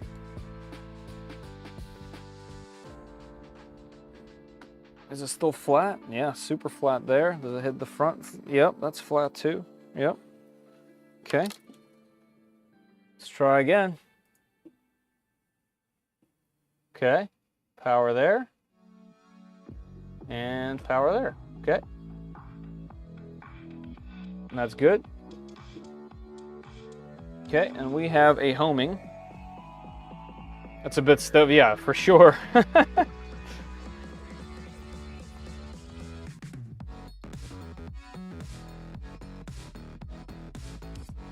I turned my XY homing speed down to 80 for sensorless. Mine's currently about 165 on all drivers. That's pretty good. That is pretty good. All right, I'm gonna keep that for now, just because it homed okay there. Like I said, all the fine tuning I will do once I can actually print something, because fine tuning is very different than getting it actually working. Okay, so the bed is hot. Let's heat this back up to 220, which is what I'm gonna be printing at typically. And then from here, once it gets up there, we will do a Z calibrate.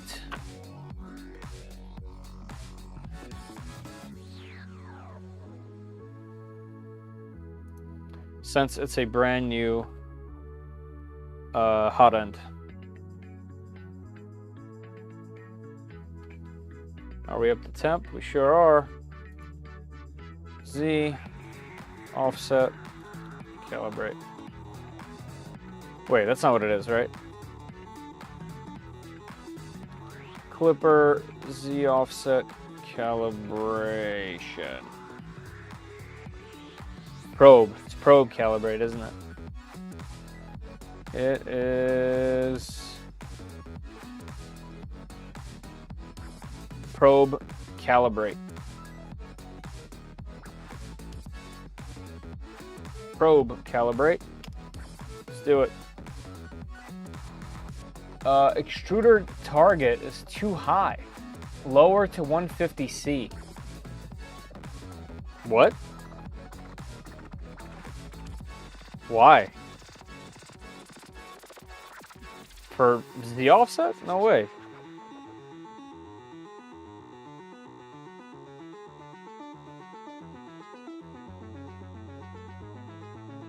No probing while hot? Why? That would be the whole point.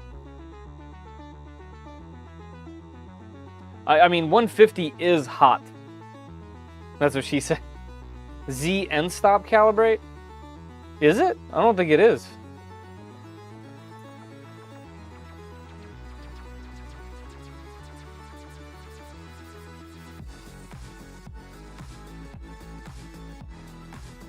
Also, it could be.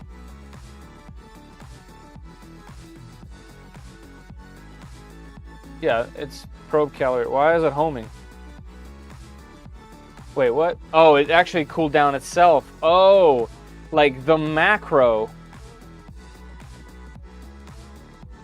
Yeah, that's wild.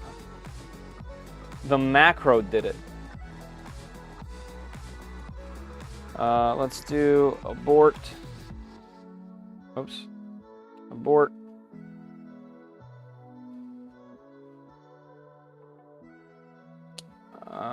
It's trying to make me do it on the screen. I don't really want to do it on the screen. I mean, I can. All right, fine. Let's go lower nozzle. No, it's not doing it. Oh, I have to hit start. Start. Okay. Lower. Lower. Lower. Raise. lower. There we go. Let's go by little small increments.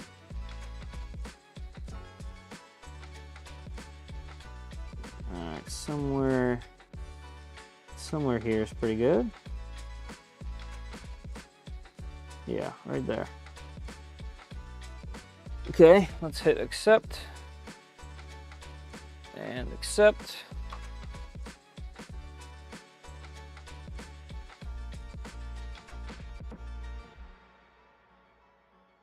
Negative 1.32. That I remember actually that. That's really close. That's wild. That's crazy.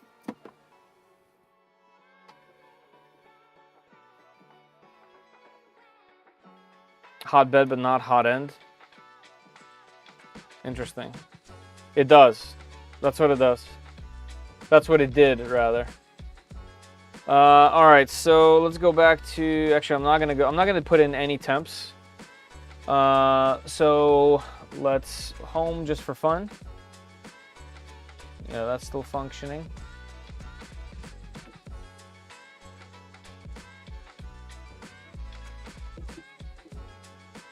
All right, and what I'm gonna do is I'm gonna click this file and, oh, I gotta extrude. Maybe not extrude. Let's see if I can force this in all the way to the bottom. Yeah. Yep, let's go right there. All right, let's just do the file. Let's roll with it. Let's boogie on down. I want to do try zero mod to my V0 so I can do auto leveling. Yeah, that'll be fun. A little leveling thing on the V0 would be fun. V0 has been one of the most solid leveled machines that I own, for sure. It has been absolutely rock solid, but for fun's sake, I agree. I actually was thinking about putting on a really overkill, what's it called? I bought a beacon a while ago, and I didn't get to use it. I was thinking about throwing it on there, on a V0. I thought that might be fun. Okay, so what this is going to do, if my macros and start is all good, it's going to heat up to 150, which it just did. The bed is at 60, and what it's going to do is it's going to first home, then it's going to do a quad gantry level, then it's going to do just probe the area that it needs to for a bed mesh. Oh man, it didn't home correctly. I got abort. Abort. Man, okay, so these things are still too much, which is kind of crazy, to be honest. They seem pretty loose. Why doesn't it have enough power?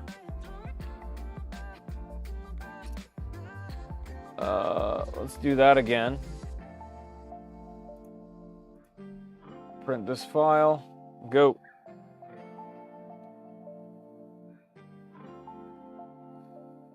So, again, it's going to heat up. Then it's going to home. And then it's going to do quad gantry leveling. Then it's going to do what's it called? A bed mesh, but an adaptive bed mesh. Then it's going to make a adaptive purge, and then it should just start printing. Well, Micron always levels within 0.1 millimeter or slightly lower.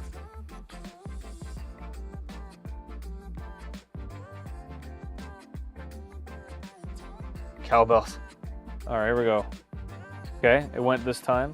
So yeah, the belts are just a little tight for whatever reason, and I thought they were loose. All right, we're leveled. Here's the quad gantry level.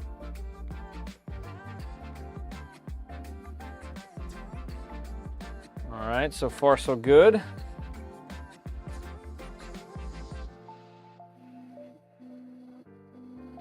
There is the bed mesh, just in the spot that it needs.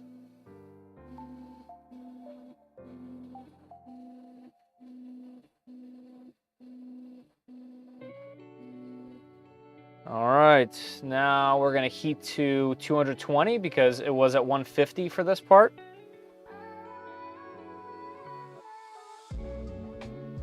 Let me have my mouse on the eject button.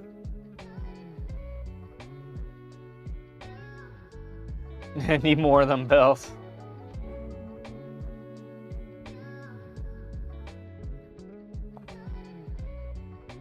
Come on, printer, push some plastic for us.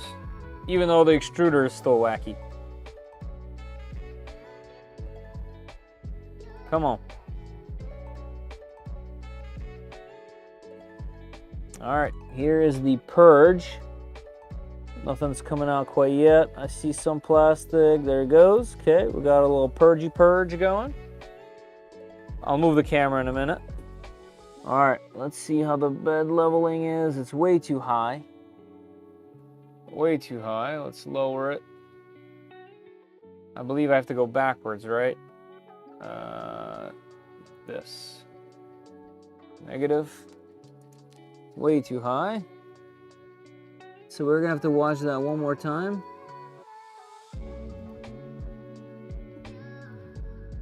All right, that's a little better.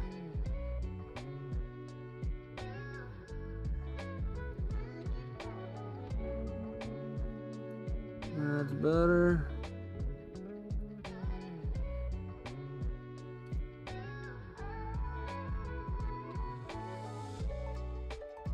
I need it lower than that, guys. That's gonna come off. I'll let it start though.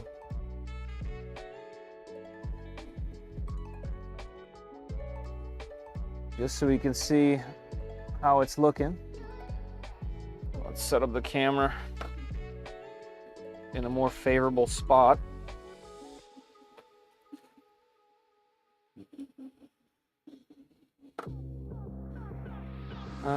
How have I done this before?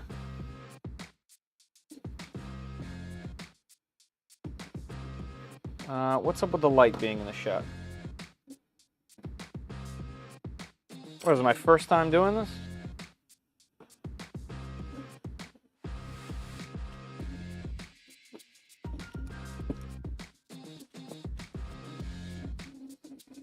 I am going to restart that though because it's definitely too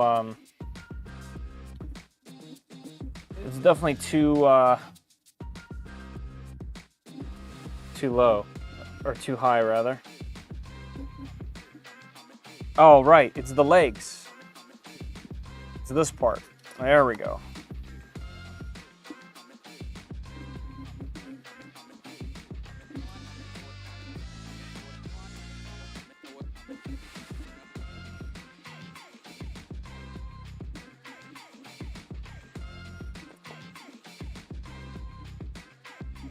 And yeah, we are definitely still getting that wild VFA looking craziness. What do you guys think? Should I save the Z offset, redo this, or let it run and potentially pop off? I might as well just do it right?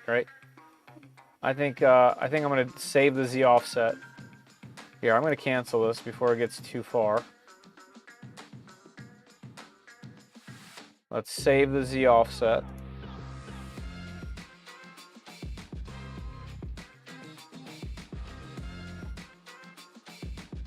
Yeah, save config, go. Let's pop this off. All right, it actually stuck pretty damn good.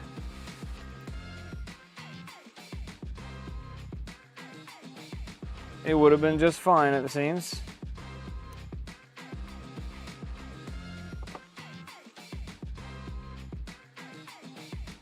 All right, let's roll again. Hit it.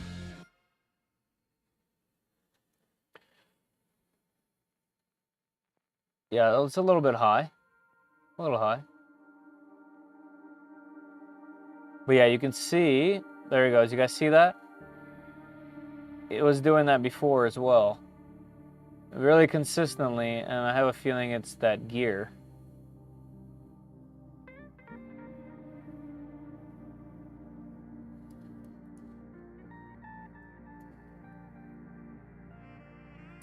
All right, let's see how it does this time.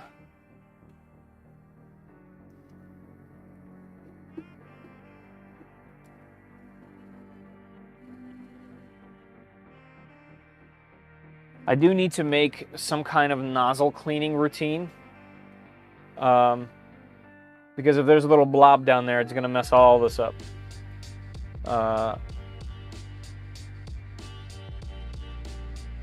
So I definitely should consider some kind of routine. I do have a metal brush that I can add on a little 15-15 extrusion like this. And have some kind of little routine to heat up and then clean the nozzle.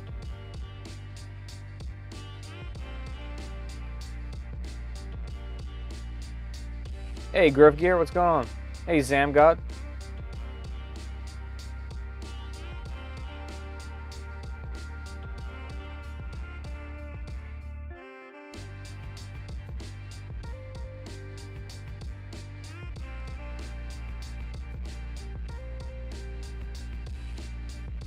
Nice. Trade the BRZ for a GR86. Nice, that's awesome. Those are cool cars, man. Cool cars. Congrats.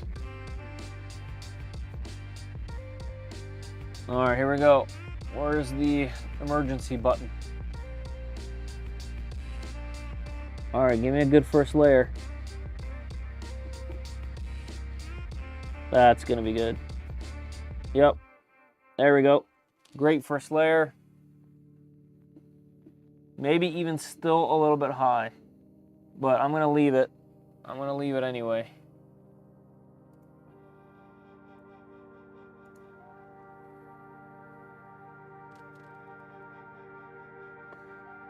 Because it would have stuck before.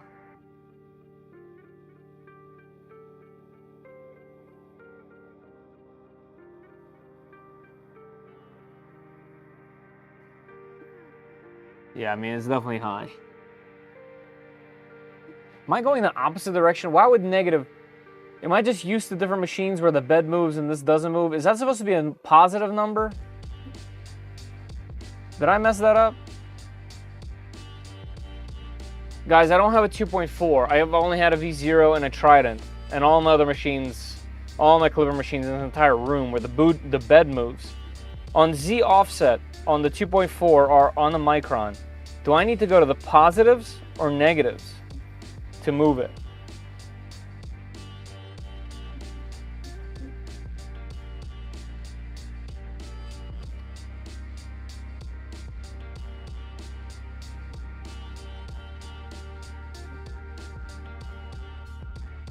Yeah, Dimitri, it's the extruder gear.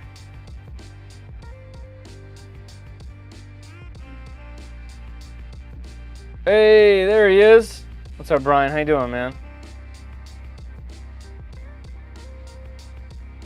Starting to suspect the extruder on my Micron. I might build a dragon burner, put an orbiter too. Yeah, a lot of people really like that setup. Yep, that's true. No, it's the Micron Plus.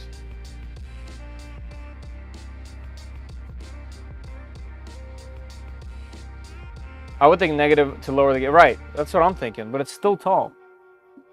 That's okay. I'm just gonna let it go. If it pops off, it pops off. Right, okay. This is just for me to test, to make sure this is all okay.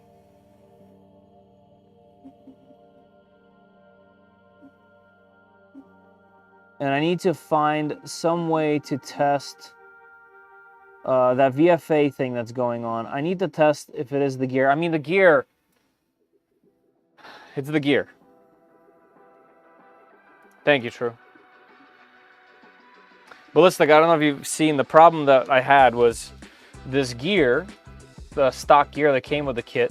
Basically, when I was putting filament in and pulling it through, I noticed everything bouncing. So we replaced everything with another set, and it's doing it on this set too. So I just put it together and throw it back in there because my hot end broke, so this has a new hot end. So far the stock hot end is bad, and the stock gearing has some kind of, something is oval here. Everything else seems to be pretty good. Let's see how this is working.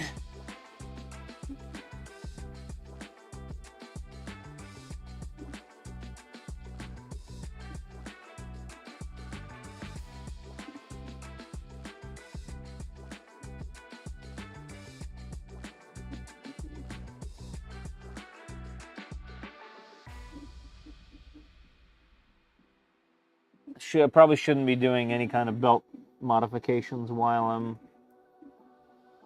I'm printing. But I just want to make sure those gears are straight. There we go. Those are straight. What about this? This one needs this one to be lower. I don't recommend doing this. Do as I say, not as I do.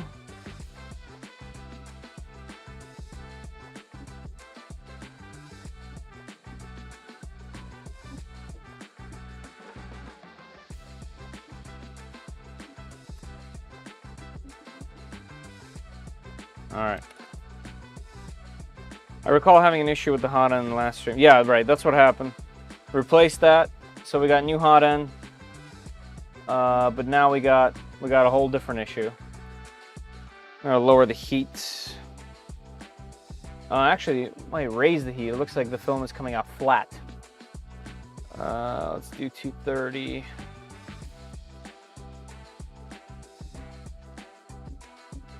Bro, it's a dope printer. Trying to work get one. Yeah, this printer is really cool. It's been a challenge to put together. It has its ups and downs so far and its quirks. But I'm hoping to turn this into something really, really cool.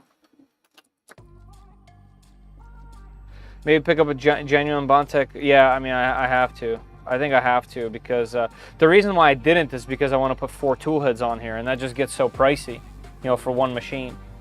And I bought the same gears as I have in my Sherpa that I built before, and the V0. It's literally the same gears, the same brand, but they're both doing the same thing. So this one is Formbot, and the one is the one that I typically buy from a seller from AliExpress. I really like the extruder that came with the GDX Max 3. Yeah, it's a good one. Yep. 5 sail fin hot ends, dragging high flow. Using the factory hot ends, not good. Nice. Better than Creality printers. I mean, this is a Zamgod. This is a kit. This comes in a box of parts. You have to print everything yourself. So all these parts are printed. Like everything is literally printed. Like, you know, you have to print them in ABS. So you need another machine that can print in ABS. Like here's still parts left over, like from, you know, the rest of the build. It's not complete. This is definitely not, you can't compare this to any Creality machine because this is a custom built machine.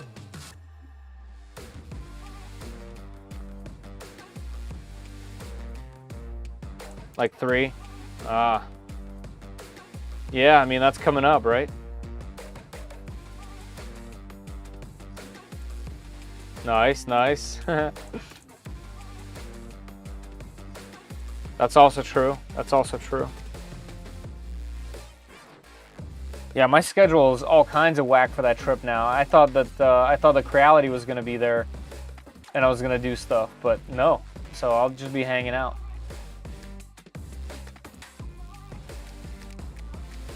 I got to see if Leo's coming. I know B Cuddy's coming. But I know you'll be volunteering as well. Good on you, sir. With all the filament, electricity, and everything, you think it's worth it? Oh yeah. Oh, it's super fun. I don't think this is like a, you know, this is a if you like the hobby type of printer. I definitely wouldn't buy this if I like. I'm trying to word this correctly, because my favorite printers are these Voron machines. I've built several, but like my Creality machines back there, or the Bamboo machines back there, even the FlashForge machine, they're reliable and dependable. Not that the Trident isn't, but the Trident I had to really work really hard to get it to that level. You know, same with this so far. It just needs a lot of work, a lot of love. So it's not something you just take out the box, plug in, and go and print all the fun things. This printer, building the printer, calibrating the printer, is the hobby part. So you gotta want to do that. You gotta want to try to make a machine work, if that makes sense. Hopefully I've explained that to some degree. Hey, look at that. We need more of them likes. Hit them likes. They take a lot of tweaking. They do. They do. You definitely do get them to a state of running, and they stay there. The V0 specifically. The V0 is just been nonstop. It's I think if I was to lose every machine that I have on here and I was to keep one, that would be a contender. That's for sure.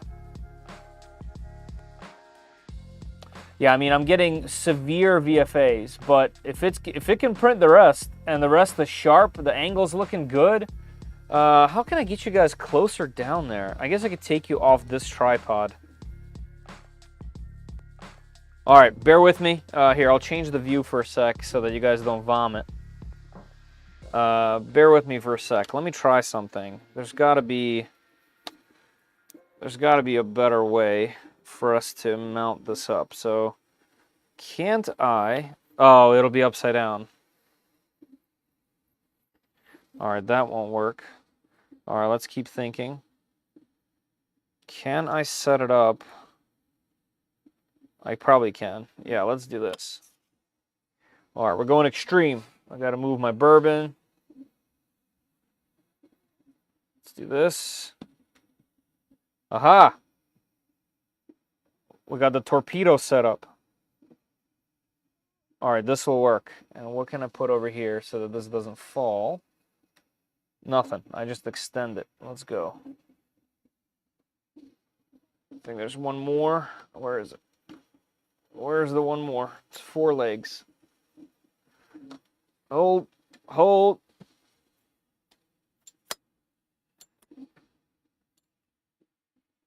Tripod. What are you doing?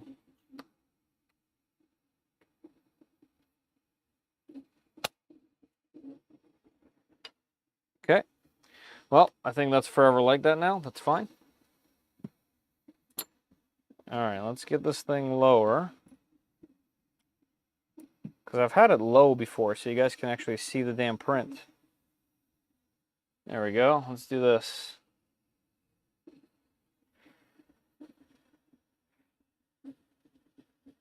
And then what I can do is once we have it where we want it, I can go into here and go, hey-o.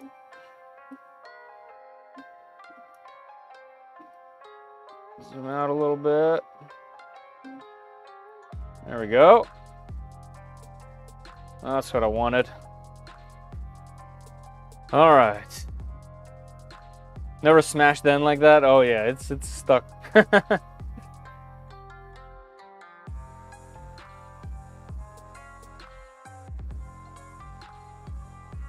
I know the filament costs, so in all, what's the total cost to print it and everything? This is my hobby. I like setup here on Mi 7. Raspberry Pi 3. Okay, cool. Okay. Let's see. So I've spent 3 spools on this so far. 1 regular ASA and 2 ASA carbon fibers. Those are, I guess, what, in the $40 range a piece. So let's just say $80 to $100 in quality filament. You definitely don't have to print carbon fiber filament. So let's just say 80 bucks. Let's say 80 bucks for filament. This kit was what, 500 something. There's actually a link down below. The prices change all the time. So right in the description of this video, there's a link to the machine. So I'm not sure the cost, but I think it's around $500. So let's just say like 600 bucks as a super general term. Yeah, I mean, you can get some pretty damn good machines for 600 bucks nowadays. Like really good machines. But this is custom. This is your own machine. When you're buying one, it's kind of like, you know, they're in control really, and you just own it. This thing is completely your own. You run your own firmware. You run your own parts. You run your own everything. So to me, yeah, around 600 bucks is pretty good. So my plans for the Zamgod, because you might not be familiar, is I'm making this into a tool changer. So this entire tool head just pops off, and I'm gonna have several tool heads that can handle different materials, different colors, and the machine will pick up that tool head and then print with it. So right now I'm just trying to get one to work out of the box, and I'm running into a couple little issues, so that's why we're troubleshooting. But hey, the machine is printing. Outside of the texture that we're getting on the outside, because I think the gear is warped, that's looking pretty darn good. Dude, DHL straight up lied and said they attempted a delivery today when I'm sitting in my living room, the front of the door wide open. I've had this happen so many times, but not with DHL, with FedEx. That's crazy. They definitely went to the wrong location. 100%. They went to the wrong address. Order PCBs, custom DIY sim racing wheel, nice. I want to know more about that. Tell me more about that later, please.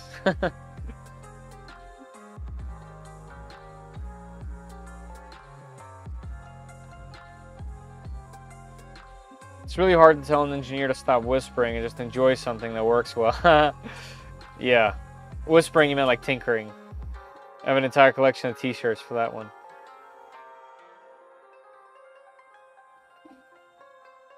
Had my PCAM pointer on my front of the driveway, 2 UPS trucks, FedEx, and USPS went by, but no DHL. That's a total bummer right there. Yeah, I mean, for me in my area, the FedEx is by far the worst. FedEx will leave door tags, but not knock the doorbell. I don't understand either. Yeah.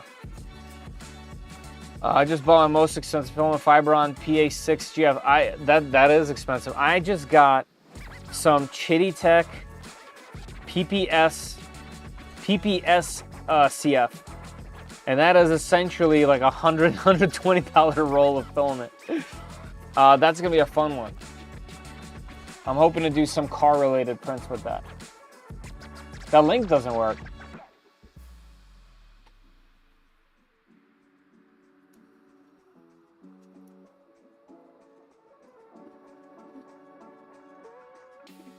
Ah, what the heck? Wait, I saw it for a split second there. What happened? Well, first of all, thank you for letting me know.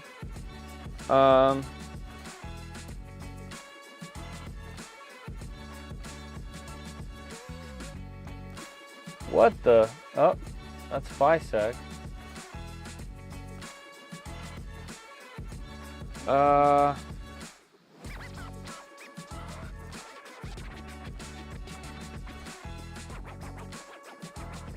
Are they out of them?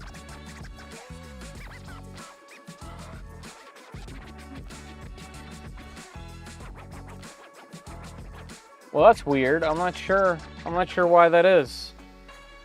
Well, apparently you can't even buy one right now. So there's that. Also, I need to get one of these. Are they really $1?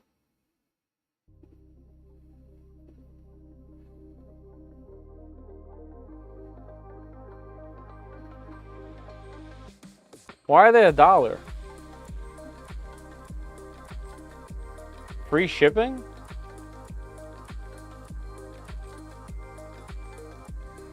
Okay. All right. I'll get one of them. To be honest, I have no answer for the printer. If we go to Formbot,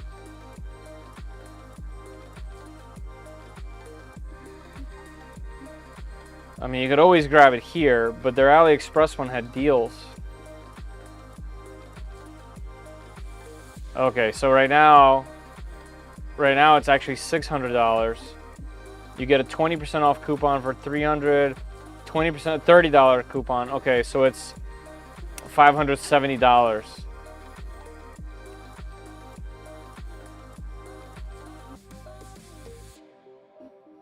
No 3D printed parts. Definitely some quality stuff in here. Moon's motors. Yeah, this board is great. The CB1's great. It has good hardware. The kit has really good hardware. I wonder why it's not available through AliExpress. Oh well, it is what it is. Yeah, sorry about the link, guys. I'm not sure. Let's see how many of you guys signed up for the filament giveaway. 42? Okay, 41 minutes left.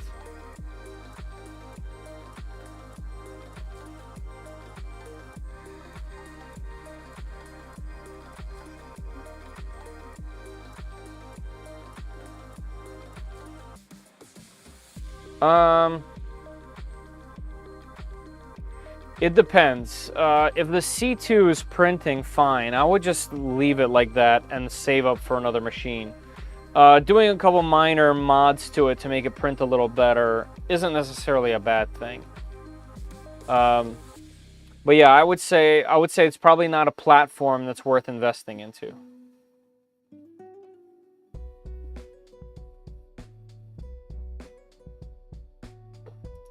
Nice. That's cool. I like that. I like that. Oh, I didn't notice the shipping. I thought it said free shipping. I have. I would love to build one of those. FISEC has a kit. But my rep from FISEC is gone now. I do have another one, but we haven't really talked.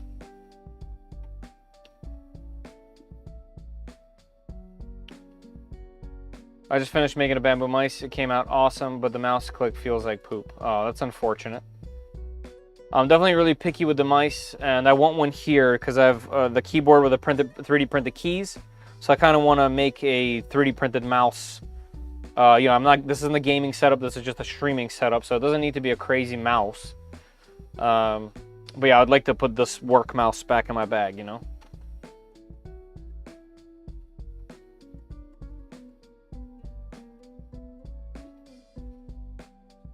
Oh, cool. Yeah. Yeah, it's definitely a really cool machine. Yeah, I appreciate that. Thank you. Appreciate that.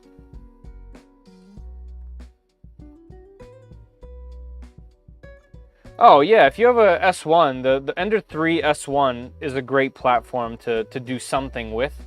You can always turn them into a Voron Ender wire.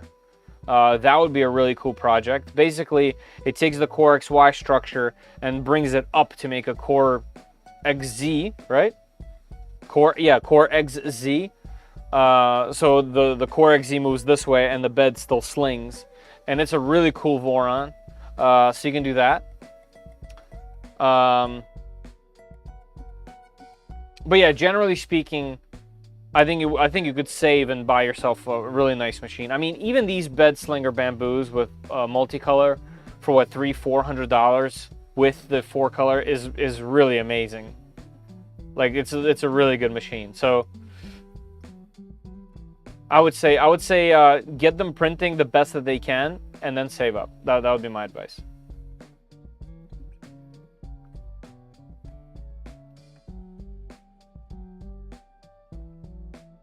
Right now, I'm printing with PLA Sparkle by Bamboo Lab.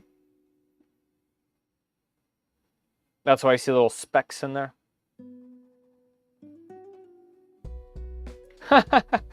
I have built many PCs. I'm a Mac guy. For work, I'm doing all this from a MacBook Pro. My entire thing is based off Macs. But I do have a gaming PC, and I've built gaming PCs for Sims. You know, I do all sorts of custom machine stuff. So yeah, building PCs is definitely a fun thing for me. The switches on the board are pretty low quality. Wish was better because it looks great. Oh, that's a bummer. I mean, I've swapped out switches and mice before. As crazy as I am. I put in Ulmaron Reds into my gaming mouse that's on my other desk.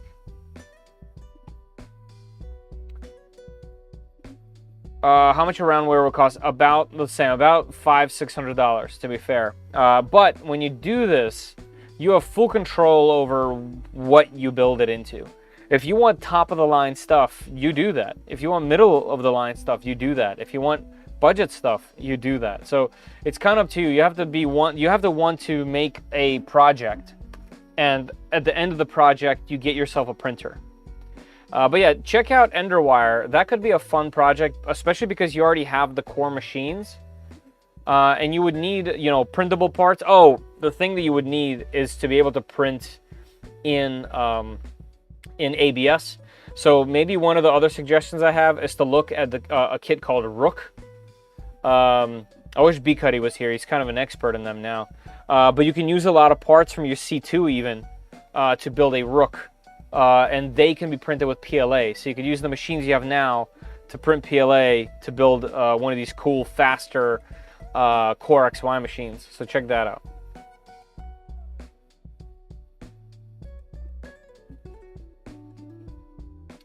Just what does that doohickey that you're printing? This is just a calibration cube from Orca Slicer, and it's a 20 by 20 or 30 by 30. It's a 30 by 30 cube that has all sorts of little things on the bottom that you can measure, you know, how well the machine is printing. And then on the bottom there is threads, and so this piece right here can thread into it. So you're checking tolerances, you're checking the corners, you're checking just how sharp it is. Obviously we're getting some VFAs, but we can ignore that because we already know what that problem is. So I'm just looking for sharpness. I'm looking for this thing to not have holes. I'm looking for it to print. I'm looking for that to fit in there, even though with the VFAs that's going to probably not fit. But I just wanted to complete a print so we can say that that is our first print. And then we have a baseline that we can, you know, fix. Have you built a retro gaming PC though? Like a... Yes. Yes? Like a Raspberry Pi base type thing that can print, I mean, they can play retro games? Yes. I have so many retro game related things. Yes. Now, have I built a retro PC? I mean, I've been building PCs since, what, like 15, 14 years old? 13 years old?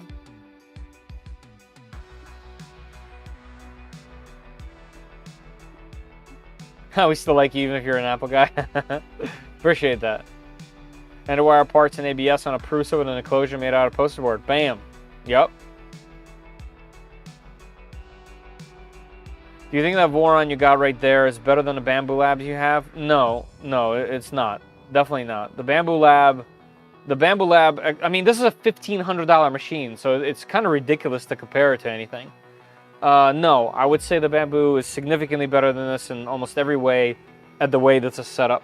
Now, you can have a multicolor system, but you'd have to make it. You can do a enraged carrot feeder setup on something like this, or a multi-headed machine like I'm building here.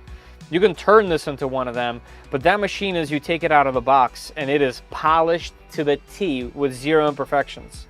So that machine is definitely better than this. It's just $1,500.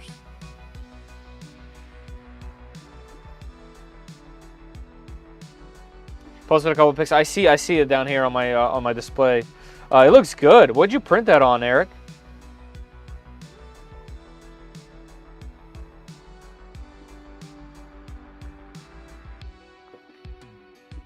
You can also get a P1S, that's true. Or even a P1P. Yep, right.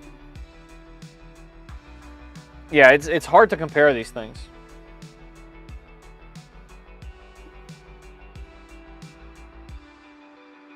Wow. First of all, Duke Nukem. Okay, you can't mention those two games without mentioning Shawang. And if you haven't played that game or looked into it, you're missing out so hard. I'm probably spelling it wrong. What's it called? Well, hold on.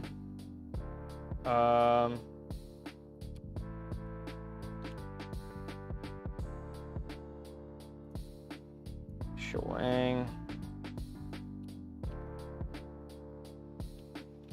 What was it called?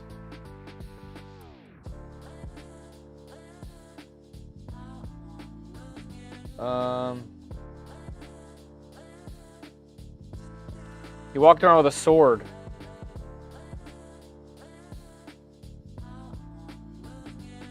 Hold on, I'm gonna find it. What was it called? I thought it was called Shawang. That was the guy's name. Maybe it was called something else?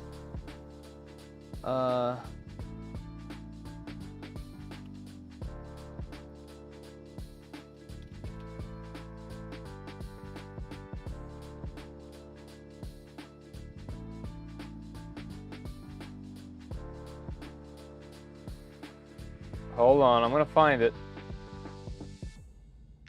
What the heck? Okay, retro game. First person. Sword. Duke Nukem style.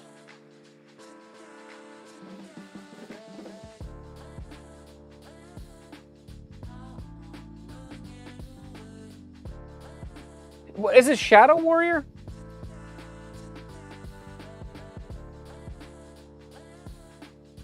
Oh, yeah, okay. So the dude's name was Shawang.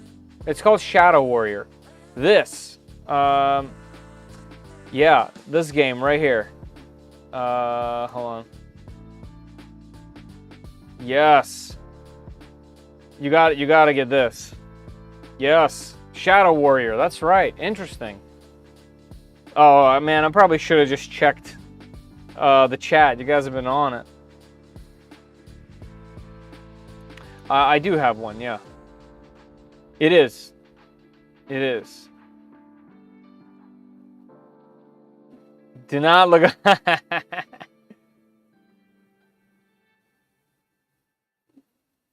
That's right.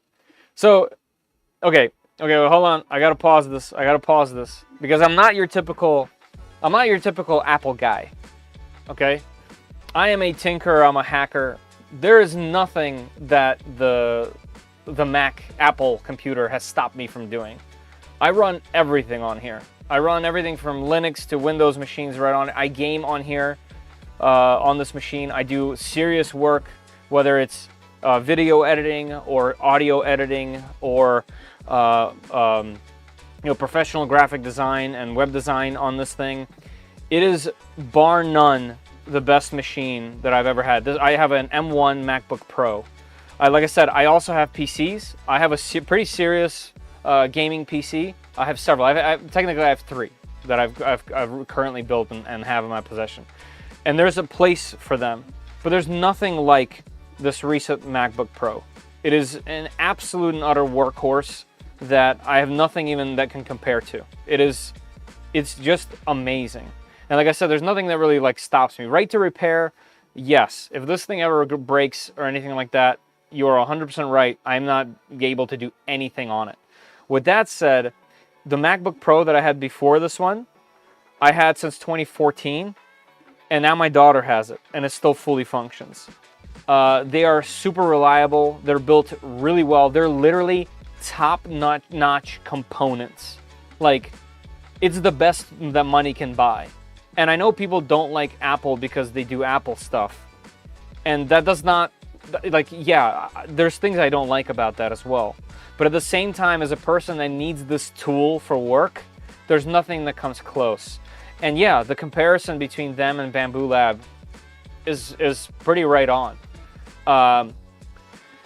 Yeah, they do really similar things. And the Bamboo Lab, in the same way, you can take it out of the box and print unbelievable, incredible things on that thing without ever needing to do anything. And if something breaks, yes, in the same way as you mentioned about the Apple, that happens. Now, am I a Bamboo fanboy? Am I an Apple fanboy? No way, dude. I'm building a Voron. I'm surrounded by other machines, other computers, other devices. I have Android devices literally everywhere. This thing is an Android right over here. I have another one right there.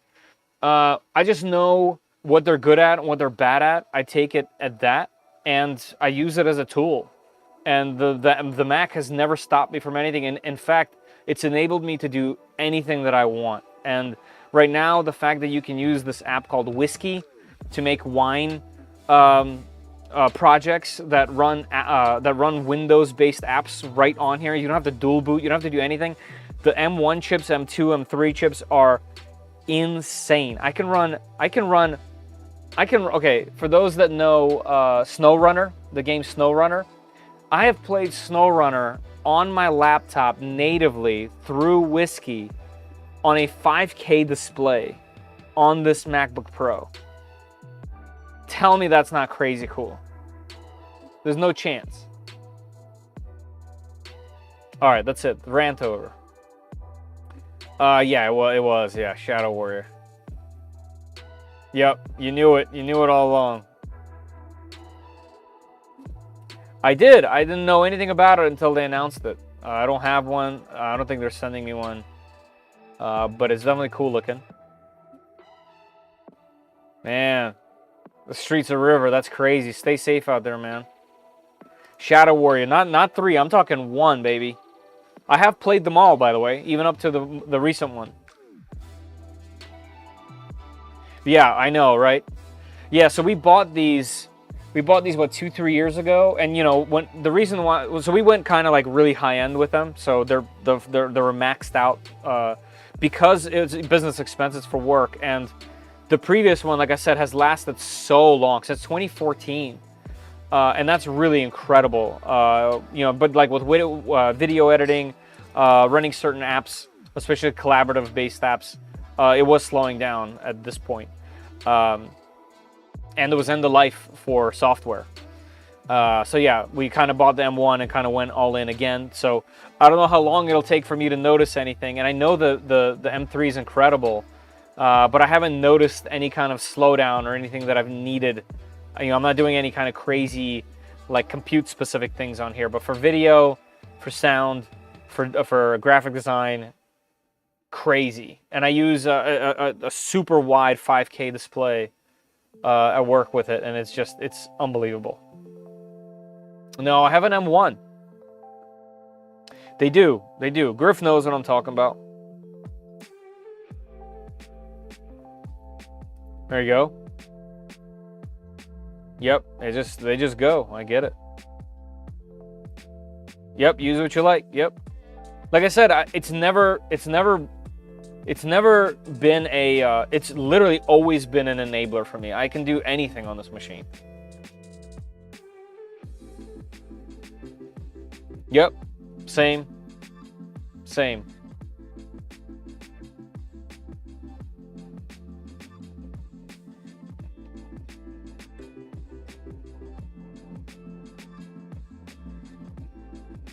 Castle of the Winds. I never heard of that one.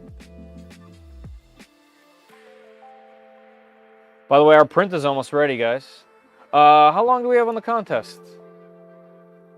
22 minutes, 44 entries. Really good chances out there, guys. So if you guys are going to stick around till the end, man, our very first print of the machine's almost done. That's exciting. If you guys are going to stick around to the end, definitely hop in the top of the chat. There's a pinned comment. If you guys are in the United States, you're going to stick around another 20 or so minutes. Fill out this question here for a chance to win a spool of PLA Plus by 3D Max. Also, guys, if you want to support me in some way, shape, or form, please check out 3dprintsos.com or shop.3dprintsos.com. That is where I've just put on my latest design and a bunch of consoles that I built for the Macro SOS, which is a Game Boy Macro. It comes with a game, with a charger, all set up and ready to play.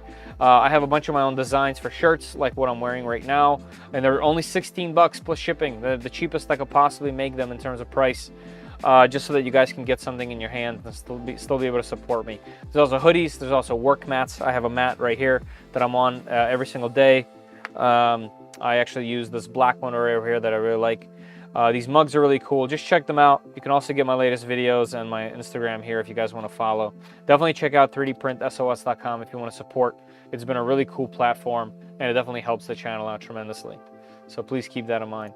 The other thing is I entered my Macro SOS design into the games of the 90s in Maker World, and I need some help trying to get some more eyes on this. If you guys can and are willing and able, if you guys can go to this link and like and potentially download this, I would really appreciate it. It would help, like I said, push this thing up in the contest and get some more eyes on it.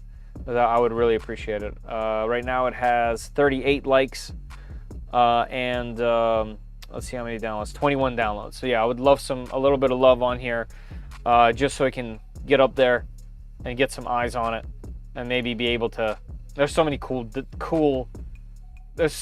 designs in this contest. I probably have no chance, but I put in a lot of effort into these things, and it'd be cool to get some eyes on it. So I'd appreciate some help there.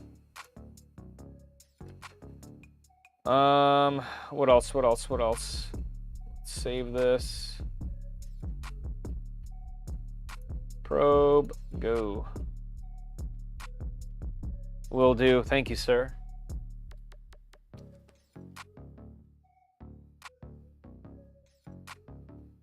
But anyway, I got distracted, like, whoa. But yeah, Shawang was an awesome game. You know, very Duke Nukem-ish. Sorry, not Shawang. That's the dude's name.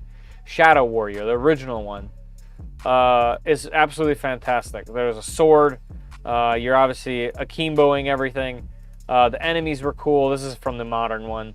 The modern one's pretty fun too. And he says all sorts of cool stuff. It's almost like they took that part from Duke Nukem and made it like just even funnier and better. Definitely a fun one. I would highly suggest any of the versions. I don't know, what's the most latest? Is that 3? I thought there was even a newer one, but I guess 3 could be it. 3 was fun.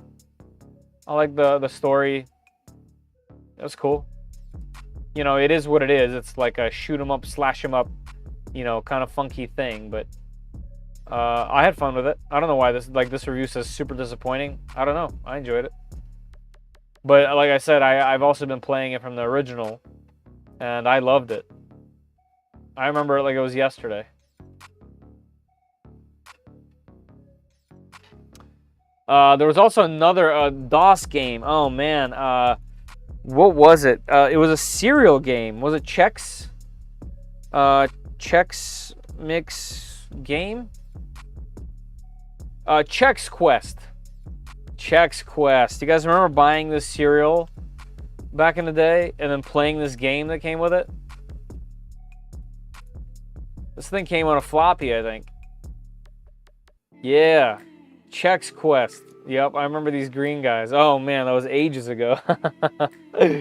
Yeah. Yes. Now that's a game right there. I hate a Waffle House. I think so. I think so too, Reverend. Thank you, David. I appreciate that.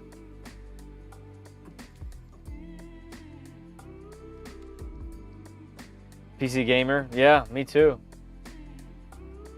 Oh, it was a disc. Look at that. America Online. Yeah, 53 hours. Heck yeah.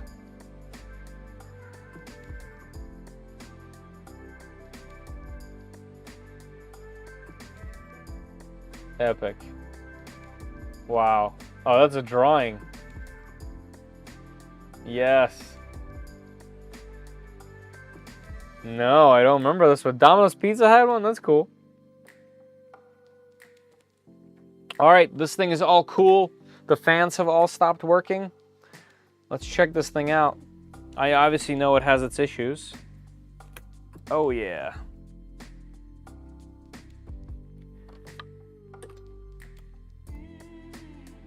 Popped right off. All right, so let's see. Okay, so we're definitely a little hot on the top and even potentially over extruded, but that's also because, get this thing dialed in.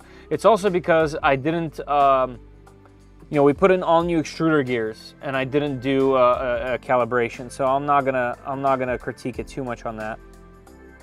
Now let's look at the sides. You know, keep in mind the VFAs, I'm well aware of it, but look at everything else. That is a really sharp, nice corner there. Let's take a look here. No sagging at all on the letters, so really good cooling. Any ghosting on the X? None. What you're seeing there is whatever this VFA thing is. How about on the Y? Maybe a hair ghosting on this side right over here, but really good. All right, let's look at the bottom. First layer is definitely too high. And yeah, definitely a little hot. So 230 was a little hot. And then this guy, I don't think it'll fit with the VFAs, but let's see.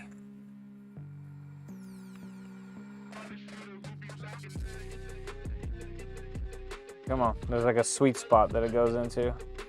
Usually I gotta go backwards a little bit. There we go, was that it? No, I don't think this will fit at all. Yeah, like not even a little bit. Hold on. Let me see if it's an alignment thing. Nope.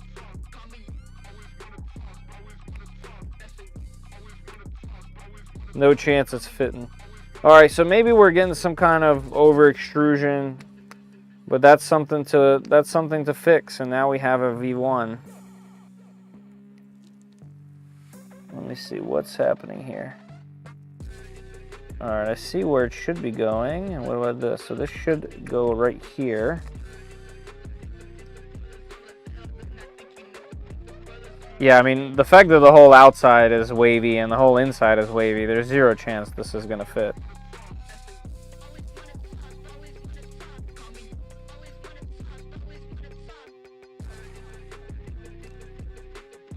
Okay, that's fine. That's fine. But here it is. That's our very first print on this machine. And it needs some love. It definitely needs some calibration, but I can't hate. That's I'm really excited to finally get through it without an issue. Okay, so the next step is going to be to build another one of these tool heads with new gearing, and then just plop it on there and use the new tool head. And my hope there is to not run into this VFA issue. The other thing I can do is I can order, well, I have more gears. I could just keep trying them. I have what, 2 more? Yeah, I have two more sets of these gears.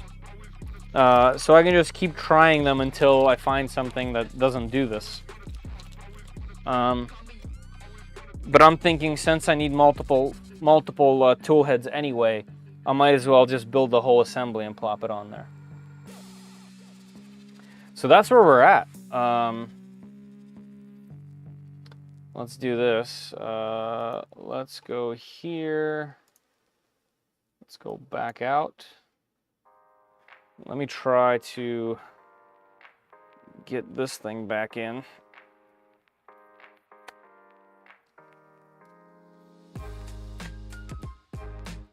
Oh man, I shouldn't have tapped that. This is gonna be a fun one to fix. Here, let me move this thing over here so you guys don't go nauseous.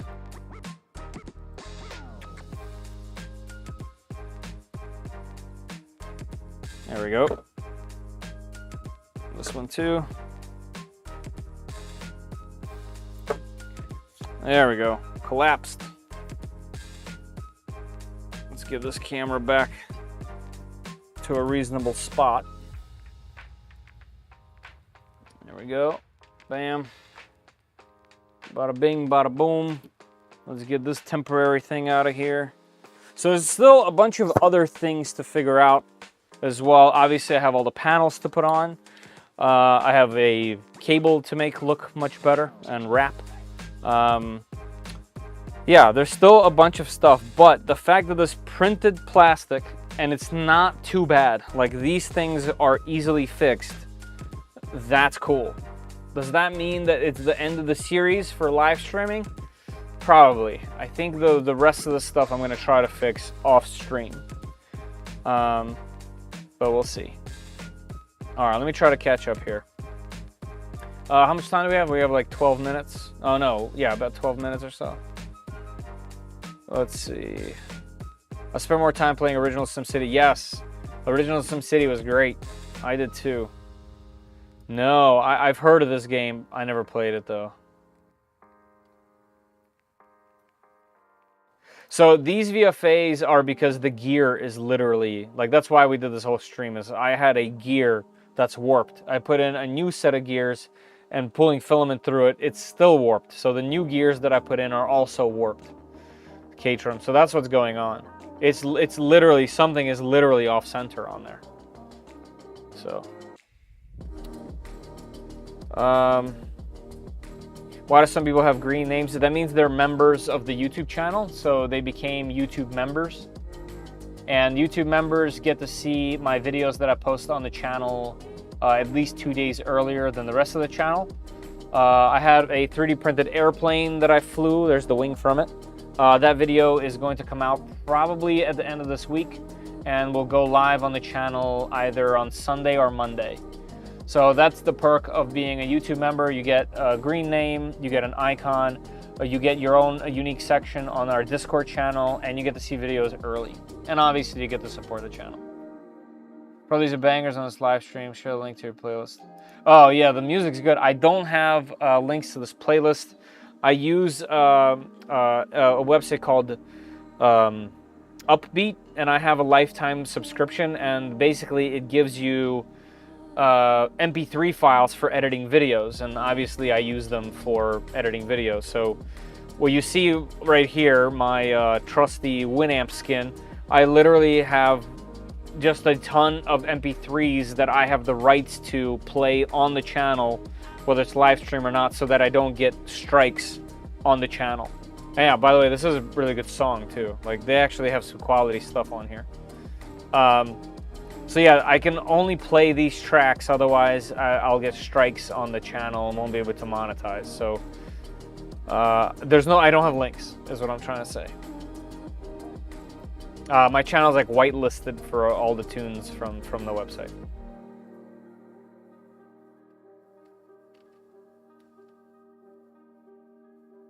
Yes, that's right. We gotta celebrate these things. Print new gears on the bamboo. Man, that'd be cool if you could print them. Hey, what's going on? I'm doing good, doing good. I'm happy this machine is finally melting plastic under its own power. Yep, that's right. Pooper cube. I like that.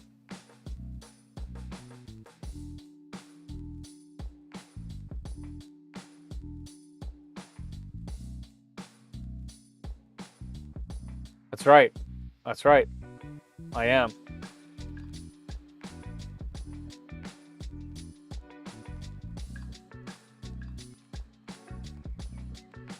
Leisure Suit Larry. I gotta look back into that. I remember the name, but I don't think I played it.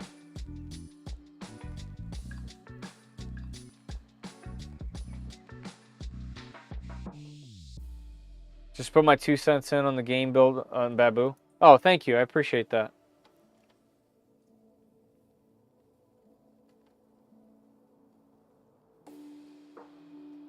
Let's see. I'm still just trying to catch up with the chat, guys, by the way. How much is it to become a member? I don't remember off the top of my head. I think it's under $5. I think it's under $5.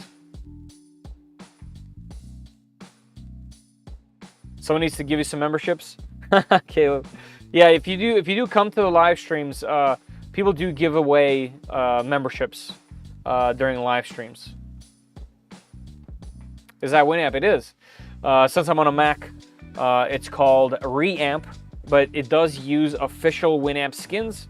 I just love the original. So yeah, it was a great way for me to play MP3s. Haven't seen that in a decade. That's right. You've come to the right place, sir. You've come to the right place. What amount should be attention on the Delta printer? That's a good question. I actually don't know. I don't know if there's a proper thing. So because they're not Core XY machines, they're in the same style as a Cartesian, where a motor just goes directly to the other side to pull it up and down. That tension, it shouldn't be like a guitar string, but it should be not loose, if that makes sense. There's probably an exact like sound frequency they need to make, but it's way less of a thing than for printers like this that are Core XY machines. You can't even buy a lifetime update. Yeah, I think they don't do that anymore. Yeah, it wasn't even that much, really. I think it was like a few $100s. And, you know, for the YouTube channel, it was an investment years ago. And now I just have free reign on the entire site. So, yeah, I'm sure that they took that off.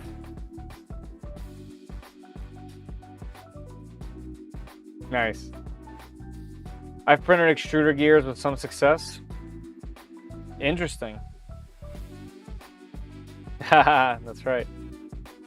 Oh, $2.99. Okay, cool. Yeah, $2.99. Thanks, Serge.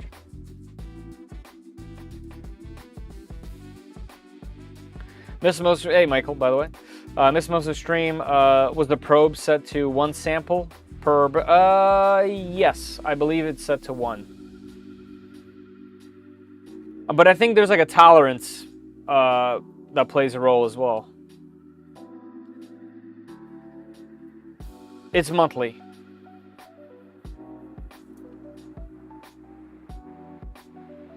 Yeah, that could be true. Not could be. That's probably true.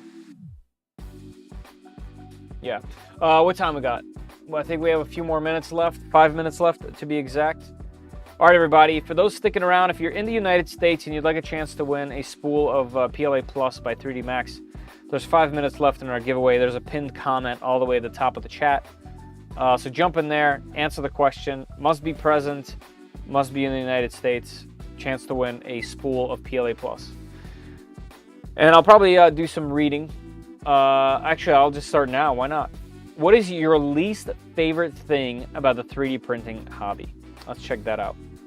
I'm going to go to my other screen and read some of these.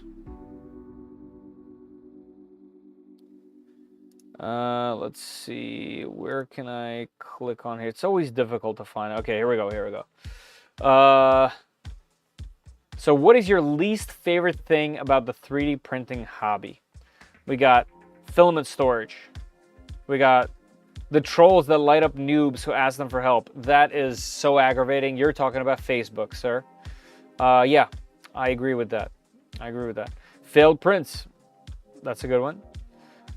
When you work hard to create something and it's not appreciated. Yeah, I know all about that. I know all about that. Yeah, I've made everything from keyboards to runes from Diablo 2 to just all sorts of design files, probably hundreds, and some of them have made a lot of splash, some of them have not whatsoever. So yeah, I totally understand. Warping, okay, that's a problem someone's battling. By the way, I can't see who wrote these. It is literally just a thing of answers. That after all the stuff you think you need, you got boxes of prints laying around. That's true. The time it takes. Yeah, these things being faster would be nice. All the problems, but I plan on printing houses, so it's okay. Nice. Failed prints. Waiting for prints to finish. Waste. The mess of cleaning up supports times on FDM. The mess in general on SLA. And the stench. That is a really good coverage of 3D print bummers, right? Tuning my Micron Plus. I think I have an idea who this one is. That's funny. I guess I'm there now too, huh? Fighting clogs. Yeah, clogs can definitely be a pain. I recently had a clog in my AMS on the X1 Carbon. Had to take it apart again for the 3rd time. Promises from manufacturers on speed and performance that you really can't achieve, or the machine isn't really ready or capable for the market. Yes, this has definitely come up many times. Yeah, that's been actually getting much better. Some of the latest stuff that I've gotten in is definitely much, much better at that. Being able to put old cameras to use with 3D printing, that's true, like old USB cameras, that's right. Bad supports. Ooh, I have well, you might have seen a short of mine about good supports. I've been printing a couple projects for a video I'm working on, and the supports that came off that stuff was amazing. Stringing. Bad first layer. Bed leveling. When things go bad, parts or prints. The print that fails near the end. Oh, yeah, I know. Troubleshooting prints. Unpredictability. I want to get away from tuning from different filaments and printers. Yeah, yep. And bamboo machines have gotten the closest so far, in my opinion. There's been a couple other manufacturers that have been as reliable. But bamboo's pretty close, especially because they have their own ecosystem with filaments too, so their machines work really well with it. So it is what it is. Lack of quality recycling options. Yes, that's also true. Failed prints. How addictive it can be. That's the worst. That's nice. You're in the right hobby. Also, you're extremely local to me, whoever said that. Lack of quality recycling option. Oh, we're back there. Manual calibration every print. No, that's not fun. No manual calibration. We can do better than that. Even this thing has no manual calibration. Well, you do it once. The money I have to spend. I agree. Failed prints. So failed prints and calibrating is definitely a big pain point with you guys. Also, 30 seconds left. Make sure you jump in. Living in a humid area. Oh, yeah. Oh, yeah. You must be down south. Closed source firmware and companies rushing out on finished printers. 100%. 100% agree. Nothing. Not bad. Big egos. Yes. I don't like big egos in 3D printing. It's really annoying. Some of the people, but that's just people in general, I suppose. There's always got to be the one beep in the bunch. I agree. Oh, and PETG. I can relate. Not enough time in the day. True. Curling overhangs. Yes. Not enough space available for all the printers. Good problem. Good problem to have. It's a mess and it's expensive. That's true. Removing supports from the inside of the model. Ooh. Bad adhesion or lack thereof. Yes. Not having enough time to do all the things I want. Search, download, print. Having the money to do cool projects like build a Voron. Nice. I see what you did there. Awesome. That's cool. All right, let's head back to here. Looks like we've ended. You guys ready? Oh, hold on. Let me catch up just real quick. That's right. That's true. It's a problem. These things are expensive. All right, y'all. You ready to pick? Good luck, everybody. Let's do it. Let's go to pick a winner. We are going to draw one winner. Draw. Allow repeats. Let's go. Load, load, load. All right, we got ourselves a winner. Are you in the United States? Yes. Did you answer? Yes. Announce winners in widget. Announce avatar. Let's refresh. Boom. Chuck D. Chuck D. Are you in the chat? Mr. Chuck D. That's quite the name. Could be a nickname. Number 41 out of 47 entries.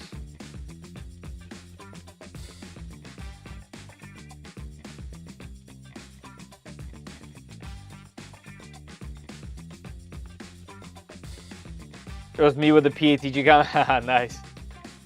Oh, there he is. Hey, Chuck. Congratulations on your win. Let me just check your name across this. Yes. Beautiful email, by the way. I'm not going to say what it is, but wow. I'm here. Okay. Chuck, here's what you need to do, man. First of all, congrats on the win. Here's what you need to do. You need to go to the 3D Max website, okay, and look around at their PLA Plus, just the regular stuff, so not the carbon fiber or whatnot, just regular PLA Plus. Pick yourself a spool that's currently in stock, okay, so click around, find one you like, click into it, make sure it says that they're in stock, okay. When you find that, you need to email me your full name, your shipping address, and your choice of in-stock filament, okay. You need to email me at fedor@3dprintsos.com. My first name, Fedor, is Fedor. Okay, if you can't find this or forget or something, fedor@3dprintsos.com. You can find that email in the About section of my YouTube channel. Okay, so you need to email me your full name, your shipping address, and that filament you picked, okay? So what will happen is, as soon as I get that, I'm going to take that email and I'm going to forward it over to 3D Max. And then you'll get in line like this to get it sent out, okay? It's going to take a couple weeks. They ship them in bulk orders, okay? So it's not like as soon as I put it in, they send it, all right? It might be 2 weeks, might be 3 weeks. Some people have waited up to 4 weeks, but you get it, okay?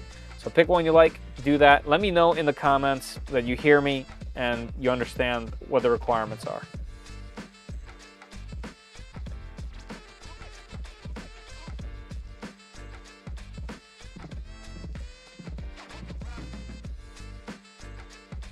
Hey, good night, Brian. Thanks for being here. He does tease me pretty good.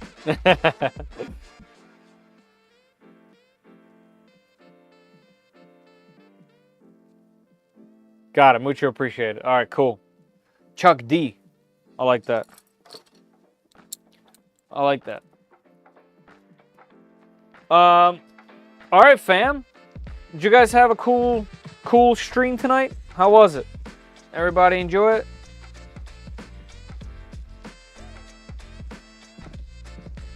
I know I did. All right, cheers to that. The last sip. All right, so here's what we've done. We have finally, this is what, the 12th stream, right? 12th or 13th? I don't remember now. The 12th stream to build this thing. Obviously with breaks, it's been many months, many weeks, many months. But we have finally actually printed a thing. Started with nothing. Oh, that's not that camera. Started with nothing, and now we have something. Now the objective becomes making this perfect. Once this cube in particular is perfect, I'll be moving on. And the reason for that is, well, once I have another tool head on here, that tool head's going to have to be calibrated. And then they're going to have to be calibrated against each other. And then they're going to have to dock. For those that don't know what I'm talking about, after this is all running and I review the kit, this kit, it's going to be a multi-tool head machine. And essentially this pops off. And this carriage is going to be picking these up, multiples of them. So this one's going to sit right over here. It's going to sit right over here. And it's going to literally get picked up by the machine. And then it's going to go and do its thing. So that's the general plan. I also just realized that this wire can't go through here because this has to move independently of this wire. So all of the tool heads are going to go through the back end, through this grate on the back. Yeah, they're all going to go through this guy on the back of the machine like this. And then they'll go down the back into kind of like a splitter. So all that has to be figured out. But first, this one tool head has got to print the way that this machine can be, and the way that my V0 prints, or the way that my Trident prints. So we have some work to do. I am going to do, before I go to bed here, I am going to do a little bit more tuning. I'm going to do the belt tension and the, what's the corner tuning called? And then I'll call it a day. But maybe I'll do another stream if you guys really enjoy it. I could do a poll on the YouTube channel, on the community tab, and I'll ask if you guys actually want to see more tuning of this thing. But I think what I'm going to do is I'm just going to keep it here on my tabletop. And I'll just, whenever I have a little bit of time, I'll kind of tune it, make sure it's running so I can do a full video review on it. And then we'll go from there. Pressure advance, yes, thank you. Thank you, Brian, I know, you know how I roll. These little words, these little things, you always pop in and tell me exactly the right time. I appreciate it, man. Appreciate it. I didn't realize you could do a tool change on the Micron. Yes, so 4 tool heads. 4 tool heads fits across at the top. You do lose a little bit of space, especially towards the top of the print area, on the front of the bed, just because of the physicality of it. Yeah, you could still have a small machine that's an absolute powerhouse, and that's the point of this. So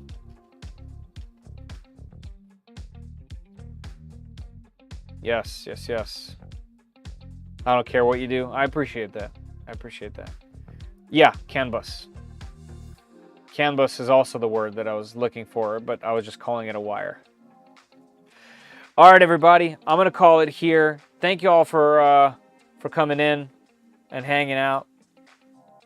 You know, this isn't an award-winning print, but I'm very happy with it. It actually has very little problems. If you could imagine, if that didn't have this VFA issue, this would be an absolutely awesome cube. So very little to complain about. I'm very happy with it. See ya, Jeff. Cannabis, close. Oh, by the way, I hope you thoroughly spoiled your wife last week. That's right, she does. And I did, I tried. I want to build a tool changer eventually and maybe try work towards multicolor prints with little to no perch tower. Yeah, that's goals right there. I actually don't think there is any ghosting. What you're seeing there is that uneven gear that it has. But if you look at the letters, I don't think it has any. Does it? Am I blind? That's looking pretty damn crisp. Yeah, I think that's just the camera, like. Yeah, like that is sharp, sharp, sharp.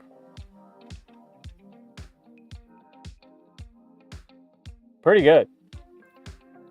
Yeah, the waves, don't ignore those. That's literally a warped gear on the extruder. No Twitch for me, but I appreciate you being here, Zam. Good questions, good chatting. No, it's not. These are, you know, that's been the whole battle, the whole battle. That's why we've been rebuilding this thing twice now. So the gears in the extruder were warped. I put in new gears. They're also warped. That's my luck, isn't it? All right, everybody. Have a good night. Thank you all for being here. Appreciate you as always. Take a look at 3dprintsos.com. If you guys want to buy something there, I'd appreciate it. If not, it's also cool. Thanks for being here. Peace. See you later.